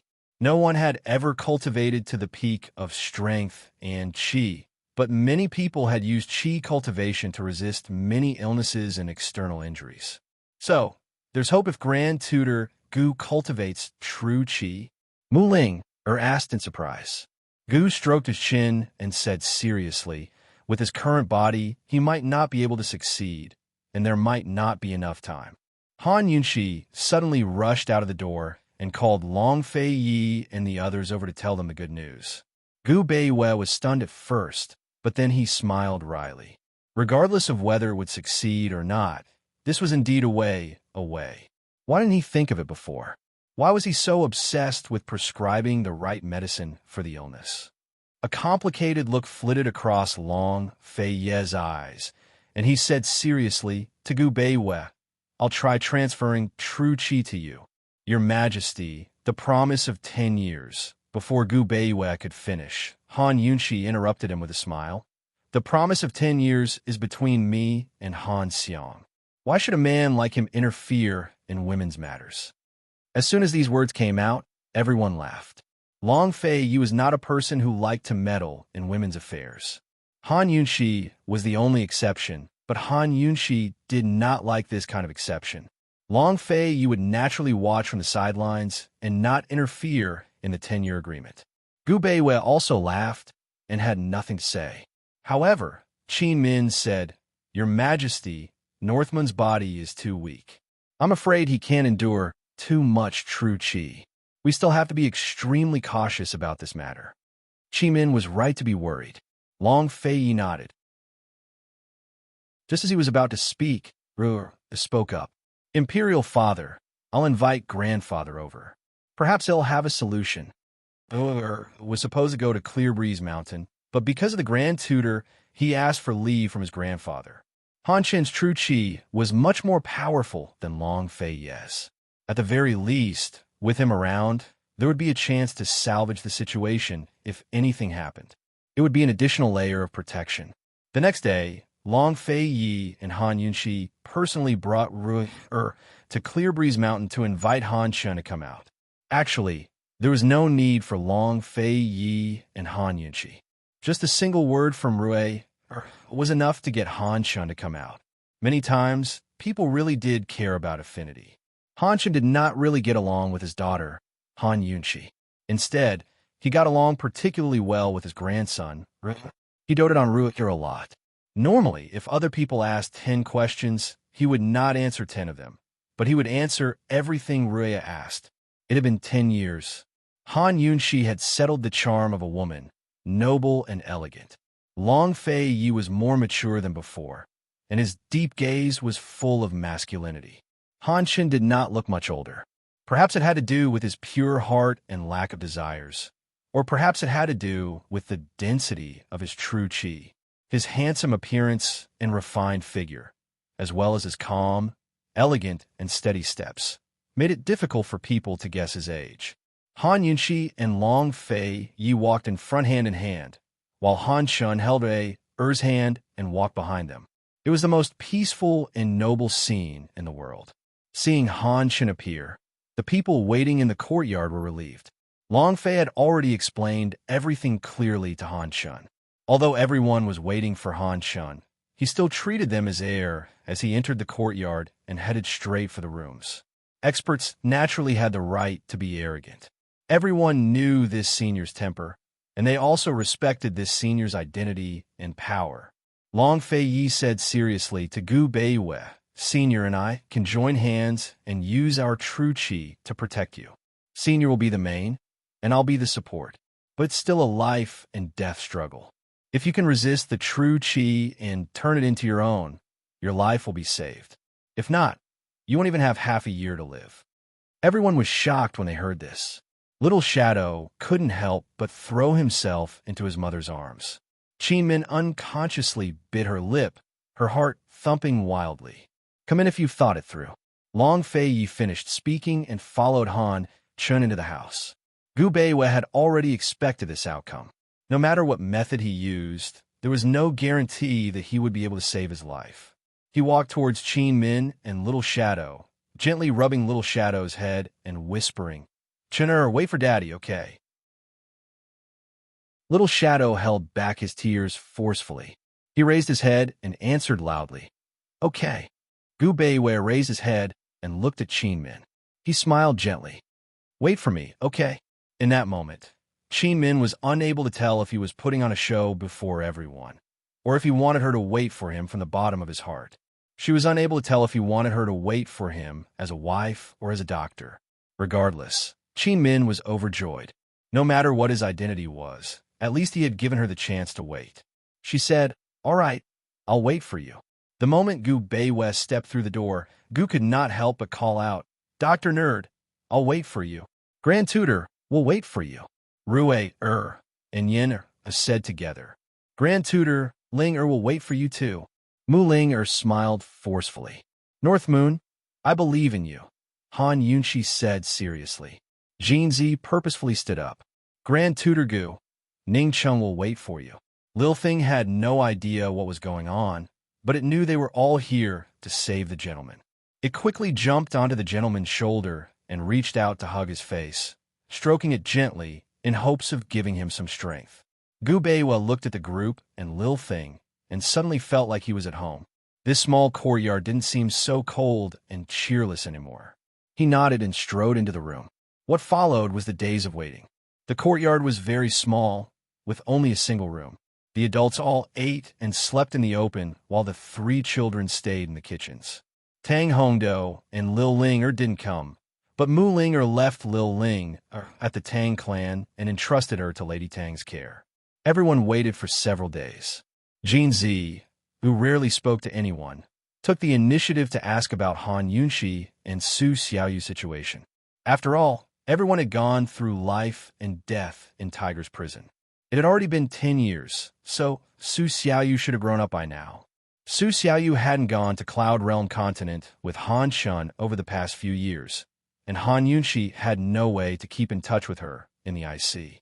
3 years ago, Han Shun had sent Su Xiaoyu to the northern regions of the continent to gain experience. Even now, Han Yunshi still hadn't heard from her. To the children of the continent, gaining experience was an extremely important thing. It symbolized growing up and becoming independent. Only those who came back alive would be acknowledged by their clansmen and nurtured by their families. After hearing Han Yunshi's answer, Jin Zi said coldly, "With Su Xiaoyu's temper and methods, she'll definitely come back alive." Mu Ling added, "Big sis, if Lilia had learned martial arts from Senior Han earlier, you might not have had to compete with Han Xiang at all." With Lil Yu's jealousy and protective temper, as well as her vicious and merciless ways, she might have gotten rid of Han Xiang earlier if she had the strength. Han Yunxi had received a letter from Lil a long time ago, reminding her of Han Xiang's evil intentions. Combined with her investigations in recent years, Han Yunxi had a rough idea of what Han Xiang was like even though she'd never met her. She wasn't afraid of Han Xiang playing any tricks during their 10-year agreement. After all, the sect head, Han Shun, was present. After days of waiting, Jinzi only asked about Lil Yu and chatted with her for a while. Aside from that, everyone was silent and tense. The fresh air in the forest grew heavy, as if shrouded in a never-dispersing fog. A single door separated them, and their fates were uncertain. On the night of the 10th day, Gu Bu's screams suddenly rose up from within the room. Everyone woke up from their dreams and rushed to the door at the same time. Qi Min was at the front and almost pushed the door open when Han Yunxi grabbed her hand. Qi Min, you can't. At a time like this, it was taboo to disturb someone. Qi Min calmed down and silently retreated to the side. Who knew that what followed was Gu Bu's screams of pain? Although he was sick and weak, he wasn't weak or pretentious. Since he was young, he had been suffering from his illness. Who had ever heard him cry out? Even though Qi Min had accompanied him for more than 2 years and had seen him suffer from his illness several times, she had never heard him cry out. At this moment, what exactly was he going through? Qi Min's heart clenched, and so did everyone else's. Han Yunxi almost pushed the door open herself. This time, it was Gu who stopped her. Han Yunxi had never seen Gu so serious before. He said, "Poison, lass, you can't." They could only wait. After some time, Gu Bu's screams gradually subsided. However, everyone's hearts couldn't calm down. How was Gu Bu? The room returned to its usual silence. The courtyard was also eerily quiet. The lone moon in the sky illuminated the courtyard, but it couldn't illuminate everyone's hearts. This wait lasted for another night. However, the next morning, just when everyone was exhausted, the creaking sound of the door opening broke the silence of the morning. As soon as Han Shun walked out, everyone swarmed over to him and began to ask questions. How is Gu Bu? Is the Grand Tutor safe? Did it go well? How's the situation? Han Shun was surrounded and had nowhere to go. He frowned at the crowd and said expressionlessly, "Old man did his best." In an instant, everyone was stunned. However, Han Shun asked again, "Who is Qi Min?" Qi Min almost broke down. When she heard this, she looked over and said, "I am." Han Shun said, "Success or failure will depend on the next 6 months. You must use acupuncture every day to straighten out the true qi in his body to prevent him from going berserk." When he said this, everyone fell silent. Chapter 1354. Han Shen's words were spoken expressionlessly and in a calm tone. But to everyone else, one was hell and the other was heaven. Although there was no conclusion yet, there was hope now. There was a way to save him. Qi Min's entire body was trembling as her lips and teeth chattered. After a while, she finally nodded and asked, Can I go in now?" Han Shen only nodded and didn't speak. Qi Min immediately rushed into the room, followed by everyone else. Everyone's attention was on Gu Bu, so no one noticed that Han Shen's complexion wasn't good. For the sake of saving Gu Bu, Han Shen had expended a great deal of true qi. Inside the room, Long Fei Yu was in the same state. The loss of true qi from the father-son-in-law pair was no less than a serious injury. It would take a year or 2 for them to recover. Fortunately, Han Yunxi hadn't been involved, or else Han Yunxi would have lost the 10-year pact. Once inside, everyone discovered that Gu Bu was unconscious on the bed, while Long Fei Yu was sitting on one side, his eyes closed and his face pale. Qi Min quickly went to check on Gu Bu, while Han Yunxi walked to Long Fei Ye's side and took his hand, her heart aching. "Fei, how are you feeling?" Long Fei Ye opened his eyes and said mildly, "I'm fine." "Your Majesty, when will he wake up?" Qi Min asked anxiously. "Right now, the true qi in his body is flowing freely. Hurry up and use the needle technique from the medical book to prevent him from going berserk, Long Fei Yi said seriously. Needles were Qin Min's forte. She had already learned the needle technique from the medical book, but had never had the chance to use it. Okay, she nodded seriously. Although she was nervous, her eyes, which had been dim for many days, gradually lit up. Although everyone was concerned, they all withdrew from the room, leaving only Mu Ling, and Dr. Shun to help Qin Min. The little shadow really wanted to go over and hug his daddy, but he didn't dare to disturb him. He just stood at the side and watched. The little thing sat on his shoulder and was especially quiet. Han Yunqi helped Long Fei Yi out. Only then did everyone know that Long Fei Yi was exhausted. Long Fei, you can take it, right? Gu Qixiao asked. Long Fei Yi looked up and replied, I won't die. As soon as he said that, the two of them looked at each other and laughed at the same time. Gu laughed loudly, and Long Fei Yi smiled faintly. Only Han Yunqi knew what the two of them were laughing about. Everyone else was at a loss. How could he still laugh in such a situation? Long Fei sat down on one side and discovered that Han Chen was gone. It was only then that everyone realized that Han Chen wasn't in the courtyard. Imperial Father, Grandfather said that he has left. He also said that he won't teach me martial arts this summer and will have to wait until next year. Rui said seriously. Long Fei Yi was surprised. He knew that Han Chen had used up a lot more energy than him, but he didn't expect that it would be so serious that he couldn't teach Rui martial arts. It seemed that he was going to go into seclusion to recuperate. In any case, the stone that had been pressing on everyone's hearts was finally lifted. The next day, Gu Beiwa woke up. His complexion was much better than before. Although he still coughed and even coughed up blood, he didn't cough like before. Gu Beiwa knew how much Han Chen and Long Fei Yi had sacrificed. He wanted to visit Han Chen. Long Fei Yi smiled. When you recover. Gu Beiwa also smiled. That's good, that's good. When everyone saw Gu Beiwa's warm smile, they were all infected and unconsciously smiled as well. Laughter aside, everyone knew that Gu Beiwa wouldn't have an easy time in the next 6 months. He was in danger of going berserk at any moment. Qin Min had to accompany and watch over him at all times. If anything happened, all her efforts would be wasted. No one mentioned this matter. Everyone had a smile on their faces. It seemed that Gu Beiwa had already recovered. However, only Long Fei Yi and Han Yunqi left. The others didn't. Long Fei Yi had a bunch of important matters to attend to. If they didn't return, those officials would probably make a fuss. Han Yunqi had to seize the time to cultivate in seclusion and do her best to fulfill the 10-year promise. The others, even Yin and Rui didn't leave. They wanted to stay with Little Shadow. Gu was the most exaggerated. He was going to build a small wooden house by the waterfall. The wood was already chopped. Gu Beiwa really couldn't stop him. Qin Min persuaded him instead. It's good to let everyone stay. If I can't handle it, I can't keep an eye on you all the time. Gu Beiwa's persuasion skills were first class. In the end, he managed to persuade Tang Li, Ning Jing, Mu Ling, Jin Zi, and Dr. Shun to leave. As for Gu, he didn't say a word. He knew that if he tried to persuade Gu again, Gu would scold him. So, in the end, only Gu and Little Thing stayed. Gu spent several days building 2 wooden houses next to Gu Beiwa's courtyard. He helped Qin Min guard Gu Beiwa while taking care of Rui and Yin. Qin Min let Little Shadow and Rui live together on the grounds that they shouldn't disturb their father. She and Gu Beiwa lived in the same house. At night, Gu Beiwa slept on the bed while she slept on the warm couch next to him, like a maid keeping watch at night.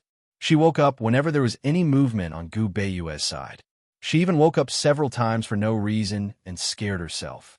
Xiao Yao persuaded again and again. Miss, you'll be exhausted. The medicine boy felt distressed for his mistress. Madam, Xiao Yao and I will take turns to guard you. If there's anything, we'll call you. You can sleep peacefully. Qin Min ignored them. She couldn't be sure when Gu Beiwa would act up. She was afraid that if she slept too deeply, it would delay the time and cause a disaster. On this day, only Qin Min and Gu Beiwa were in the house. Qin Min sat at the side, reading a medical book. There was a set of golden needles on the desk, ready to be used at any time.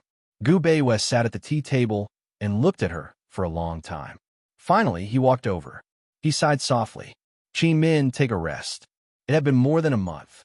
He had seen her hard work. And it wasn't just this 1 month. Min smiled. It's okay. I'm not tired. Gu Beiwe was helpless. After another month, Gu Beiwe still said to her, Min, take a rest. Min still said the same thing. It's okay. I'm not tired. However, Gu Beiwe looked in her eyes and said seriously, take it that I'm begging you. Min's heart skipped a beat. She avoided his gaze and didn't answer. However, that night, Min let the medicine boy keep watch while she slept on the couch outside. After that, Min began to take turns with Gu and Xiao Yao to keep watch. As for whether Min could sleep peacefully when she didn't keep watch, only she knew. The days passed like this. It seemed peaceful, but every time Gu Beiwe's inner chi ran amok, it was a battle of life and death. Little Shadow also couldn't sleep well, but he didn't dare to tell anyone. Still, Rue sensed it. He discussed things with Yen who played all sorts of tricks during the day until Little Shadow was exhausted. Meanwhile, Rue would occasionally find Little Shadow to practice martial arts with. After using up all their energy during the day, it was easy for them to fall asleep at night. After all, children couldn't endure as much as adults. Day after day, half a year passed in a short time. On this day, Han Yunqi emerged from closed-door cultivation, as did Han Shun. Han Xiang used Han Yunqi's territory as an excuse to refuse to fight in the Poison Sect's forbidden grounds. She wanted to change the location to the ice sea between Cloud Realm and the mysterious continent. Han Shun agreed to Han Xiang's request. After Han Yunqi emerged from closed-door cultivation, she was accompanied by Long Fei to the ice sea. Han Shun followed suit from the Poison Sect's forbidden grounds. Gu and Gu Beiwe heard the news as well. Before Gu could speak, Gu Beiwe said, Xiao Qi, you go. Leave the 2 children behind. Naturally, Gu Qi Xiao wanted to go as well. No matter when or where, no matter how strong his poison lass was, or how high she stood, or even who was looking after her, he'd never be able to set his heart at ease. But Gu Beiwe was about to recover in half a month. If anything happened during that time, even the gods wouldn't be able to save him. Gu was in a difficult position. Gu Beiwe simply said, Xiao Qi, go in my place. Remind esteemed Empress to be careful and not be careless. Just how much did he mean by in my place? It wasn't clear how much Gu understood, but he nodded. All right, take care. He was planning to hide the news from Rue and Yen but Rue had long gotten the news from the Shadow Guard. Before Gu left, Rue had already taken his little sister down the mountain. Gu Qi Xiao could only hurry down the mountain and take the 2 siblings with him. It wasn't just Gu. Tang Li, Ning Jing, Mu Ling, and Jin Zi were all heading for the ice sea at the same time. Unfortunately, Ning Cheng, who was on the northern shores of the ice sea, had no idea what was going on. He and Jin were busy with the Xiankong Trade Consortium's business. His son, Ning Yuan, had taken Hua Jin as his godmother and spent all his time with her. His temperament was very similar to Hua Jin's, unlike the 2 of them. Those who saw him couldn't guess that he was the young master of the Xiankong Trade Consortium and only thought of him as a small assassin. After Gu and Yen left, Gu Beiwe's small courtyard became much quieter. Min was still guarding him. Without Rue and Yen's company, Little Shadow stayed by his mother's side and guarded his father with her. Gu Beiwe climbed the mountain every day and looked towards the north. Min and Little Shadow naturally followed him. Little Shadow asked, Daddy, will esteemed Empress win? Gu Beiwe smiled faintly. Yes, she never fights a battle she's not confident in. Min looked at him, and Gu's words that day unconsciously surfaced in her mind. However, she quickly shook her head and stopped thinking about it. What was the use of thinking about it? No matter how much she thought, his heart was still that heart. She couldn't understand it and couldn't enter it. Her only hope was that he could live through these 10 days and survive this calamity. Even if she left, he had to be able to rest assured. 10 days passed in the blink of an eye. The promise of 10 years, the decisive battle at the ice sea. On this day, Han Yunqi stood on the shore of the ice sea and watched from afar as Han Xiang rode a snow sled over. At Wuya Mountain, Gu Beiyue's true qi suddenly became chaotic. The situation was critical. Qin Min had clearly used acupuncture, but she couldn't control the true qi in Gu Beiyue's body. She panicked because she had never seen such a situation before. Little Shadow and Xiaoyao couldn't help from the side and could only worry helplessly. Chapter 1355. Gu Beiyue was lying on his stomach, his hands tightly gripping the edge of the wooden couch as he resisted the chaotic true qi in his body. For the past 6 months, he had to experience the danger of the true qi rampaging through his body every day. Every time, he was able to hold on and not lose his self-control. In the end, if he didn't say anything, no one would be able to tell that he was having an outburst. However, this time was completely different. This time, he felt as if the true qi in his body was swallowing him up, and he was completely out of control. At this moment, his back, limbs, and all the major acupuncture points were filled with needles. Qi Min repeatedly checked over and over again. She didn't use this set of needles incorrectly. How could this be? She didn't know how pale her face was. Gu Beiyue, tell me, how could this be? She couldn't find a reason. Every time he had an outburst, she would promptly administer the needles, and after the acupuncture, he would basically calm down. She knew that he had strong self-control. If it wasn't for the fact that he really couldn't control himself, he wouldn't have grabbed the wooden couch like this. Seeing Gu Beiyue enduring so much pain, she didn't know whether to continue observing or to boldly change the set of needles. In the past 6 months, in addition to helping him with the needles, she also improved the set of special needles in the medical book. She had Peony find a few martial arts practitioners for her to try. Basically, she could confirm that the improved set of needles would be more effective than the original set in controlling internal energy. However, what was rampaging through Gu Beiyue's body wasn't internal energy, but a special type of true qi. She didn't dare to experiment on Gu Beiyue, and she didn't know whether the improved set of needles would have an effect on suppressing true qi. Now, what should she do? Wait, or take a gamble? Gu Beiyue also didn't know the situation, so he couldn't answer Qin Min. The little shadow on the side silently wiped his tears. He wanted to cry, but he didn't dare to cry out, afraid that he would disturb his parents. Such a warm child. How many tears had he shed in the past 6 months? Peony and the medical assistant were anxious, but they didn't dare to disturb him. Suddenly, Gu Beiyue let go of his hands. His whole body rolled on the ground and curled up into a ball. Although he didn't say anything, it was obvious that he couldn't take it anymore. Because Gu Beiyue tumbled down, quite a few of the golden needles on his body also fell to the ground. Peony and the others hurriedly rushed forward to support him. When they turned Gu Beiyue over, everyone was stunned. Green veins popped out on Gu Beiyue's face and neck, as if they were propped up by some kind of force and could burst at any moment. Qin Min hardened her heart and made a prompt decision. Quick, help him to the bed. She threw caution to the wind. This should be Gu Beiyue's last tribulation. There was no time to delay, and there was no chance for regrets. Success and failure depended on this tribulation. Waiting and resigning to fate was not a choice. She only had one choice, and that was to change the needle technique.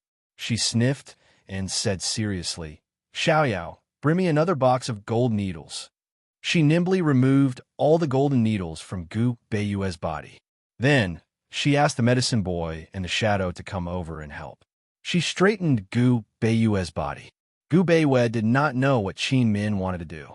He only knew that she had not given up. That's right. She would not give up. Even if he gave up, she would not give up. He gritted his teeth and endured the rampaging true qi in his internal organs. He continued to use both hands to hold on to the edge of the wooden bed. Endure. Qin Min originally wanted the medicine boy and the little shadow to tie Gu Beiyue up. Seeing him like this, her heart suddenly ached. It hurt so much that she wanted to cry. How could she forget that he was the one who could endure the most? Xiaoyao brought the gold needles over. Qin Min said, Xiaoyao, bring the young master out. No one is allowed to come in. Mother. The little shadow immediately hugged the pillar at the side. I'm not leaving. You'll affect Mother. Go. Min said coldly. From the moment she saw the little shadow, he had never been serious or fierce. This time, however, he was especially fierce. If he was not fierce, he would let the little shadow face the cruelty of life and death. What could be crueler than life and death in this world? The little shadow pursed his lips, lowered his head, and silently walked out. Min's heart broke when she saw his lonely and desolate little figure. Xiaoyao, look after the young master. After she finished speaking, she no longer looked at the little shadow and turned her attention back to Gu Beiyue. At this moment, Gu Beiyue was lying on the wooden bed, watching the little shadow's receding figure. When the little shadow reached the door, Xiaoyao and the medicine boy followed him out. The little shadow stood for a moment and could not help but turn back. However, when he turned back, he saw Xiaoyao closing the door. Young master, don't be afraid. Well, definitely. Xiaoyao was about to comfort him when the little shadow suddenly ran out of the courtyard. He ran far away and only stopped when he reached the waterfall. Xiaoyao and the medicine boy hurriedly chased after him. Xiaoyao originally wanted the medicine boy to comfort him. After all, it was easier to communicate with children. However, before the medicine boy could get close, the little shadow let out a wail and started bawling. The sound of the waterfall was very loud. Xiaoyao and the rest were close and could hear the little shadow's cries clearly. However, Gu Beiyue and Qin Min, who were in the room, could not hear anything at all. By now, Qin Min had already started administering needles. It was a gamble that no one could predict the outcome of life or death. Meanwhile, Han Xiang had already reached the southern shore of the Ice Sea. The southern shore of the Ice Sea was the northernmost point of Cloud Realm Continent, a stretch of coastline that stretched as far as the eye could see. The highest point was more than a zhang above the surface of the Ice Sea, while the lowest point was only half a man's height above the surface. The vast Ice Sea stretched as far as the eye could see. Although the temperature on the shores was not as cold as the sea itself, it was still somewhat affected. Although it was summer, standing on the shore still gave one a feeling of being in the middle of winter. Especially when the cold wind blew from the sea of ice. That feeling was bone-chilling. The Mysterious Continent's coastline was twice as high as Cloud Realm Continent's, and Mysterious Continent's topography was a whole level higher than Cloud Realm Continent's. Currently, Han Xiang was descending from the snow sled to meet Han Yunxi and the rest. Han Xiang had purposely dressed herself in red battle robes that matched her tall, slender figure. She looked valiant against the pristine ice. Han Yunxi wasn't wearing a dress either, but a pair of trousers of a noble purple color that showed off her status. Han Xiang had come alone, while Han Yunxi had a whole group of people standing behind her. It was hard to tell whether Han Yunxi and the rest had the advantage in numbers, or whether Han Xiang had the guts. One thing to add to the picture was that as Han Xiang walked towards Han Yunxi and the rest, she was surrounded by golden-eyed snow mastiffs. The golden-eyed snow mastiffs would never provoke humans of their own accord, but this time they seemed to have turned out in full force. Everyone was puzzled by this. If Han Xiang hadn't come, they would have started discussing the matter. But none of them were in the mood to discuss it now. Gu's eyes darted left and right, knowing full well that these golden-eyed snow mastiffs were coming for him. Still, he wasn't worried. If these little beasts dared to cause trouble, he wouldn't spare them. He would definitely push Long Feiyi out. If Long Feiyi fought in front of them, not to mention his aura, just his cold face would be enough to scare them away. After all, Long Feiyi, Han Yunxi, and Han Chen were all here. Any one of these three people was enough to make the snow mastiff submit. So, although the snow mastiffs were angry at Gu, they only surrounded him and didn't dare to get close, much less pounce on him. Gu observed for a while, then quieted down and looked at Han Xiang with everyone. Only then did he realize that Han Xiang was wearing the same red robes as him. TSK, the same color. He laughed. She's probably a beautiful lady. Brother. You'll always be the most beautiful, Mu Ling hurriedly said. Jinzi was expressionless. He really didn't mind Mu Ling using the word beautiful to praise other men, especially Gu. The corner of Gu's mouth twitched. He didn't even bother to reply to Mu Ling's praise. He casually muttered, "Poison lass, if she's afraid of being bullied in our territory, why doesn't she fight on the frozen sea? It takes a lot of energy to fight on the frozen sea." Okay. Han Yunxi rolled her eyes. The frozen sea was too cold. Fighting on the frozen sea was far more exhausting than fighting outside the frozen sea, so it was more strenuous. Everyone is exhausting, so there's no difference, Gu said again. Since there's no difference, why go and suffer in the cold? Tang Li couldn't help but interrupt. At this time, Han Xiang had already walked closer. Only then did everyone see her face clearly. Gu blurted out, "Senior Han, she's Han Xiang? Did we get the wrong person?" "No," Han Shin said coldly. Gu was stunned at first. Then he began to chuckle strangely. Although no one laughed, they all knew what he was laughing about. When Han Xiang was still a distance away, everyone thought that she was a beauty when they saw her figure and her valiant battle uniform. But in reality, Han Xiang's appearance was indeed hard to compliment. Tang Li said cheekily, "Xiao Qi, if I'd known, I would have made a bet with you." Han Yunxi turned around and said coolly, "Why are you gossiping?" Tang Li and Gu fell silent when she said this. Han Xiang stopped and bowed to Han Shin. "Father, long time no see. How is everything?" Han Shin nodded and didn't say anything. He walked out from behind Han Yunxi and stood to the side to show his neutral stance. When Han Xiang's gaze landed on Han Yunxi, her expression immediately became arrogant. This must be the empress of the great Qin dynasty. Han Yunxi already knew that Han Xiang wasn't a pushover, so she didn't hold back. She raised an eyebrow, and her attitude was even more arrogant than Han Xiang's. She said, "That's me." A trace of disdain flitted across Han Xiang's eyes. She looked to Han Yunxi's side and immediately saw the cold and dignified Long Fei Yi standing to the side. At this moment, she was clearly stunned. She was immediately certain that this man was the emperor of the great Qin dynasty, Xin Yuanyi. This man was even more charming than she had imagined. She didn't even look at Han Yunxi. Instead, she stared straight at Long Fei Yi. Long Fei Yi was disgusted. He quickly turned to look at Han Xiang coldly, causing Han Xiang's soul to almost shatter. Only then did she retract her gaze. Coldly, she said to Han Yunxi, "I heard that you haven't returned to the great Qin dynasty yet. Then I'll owe you for calling me sister." Han Yunxi didn't want to waste time with her. She looked at Han Shin and asked calmly, "Are there any rules for the duel?" Before Han Shin could answer, Han Xiang said, "Of course there are. You can't use poison." You're tuning in to the Romance Rendezvous YouTube channel. We're so grateful for your support, and don't forget to subscribe to join us on this incredible journey through captivating stories. Your generosity through donations truly makes a world of difference, as it's the primary source of revenue that allows me to expand and enhance this channel for you. Thank you from the bottom of my heart for being a part of this adventure.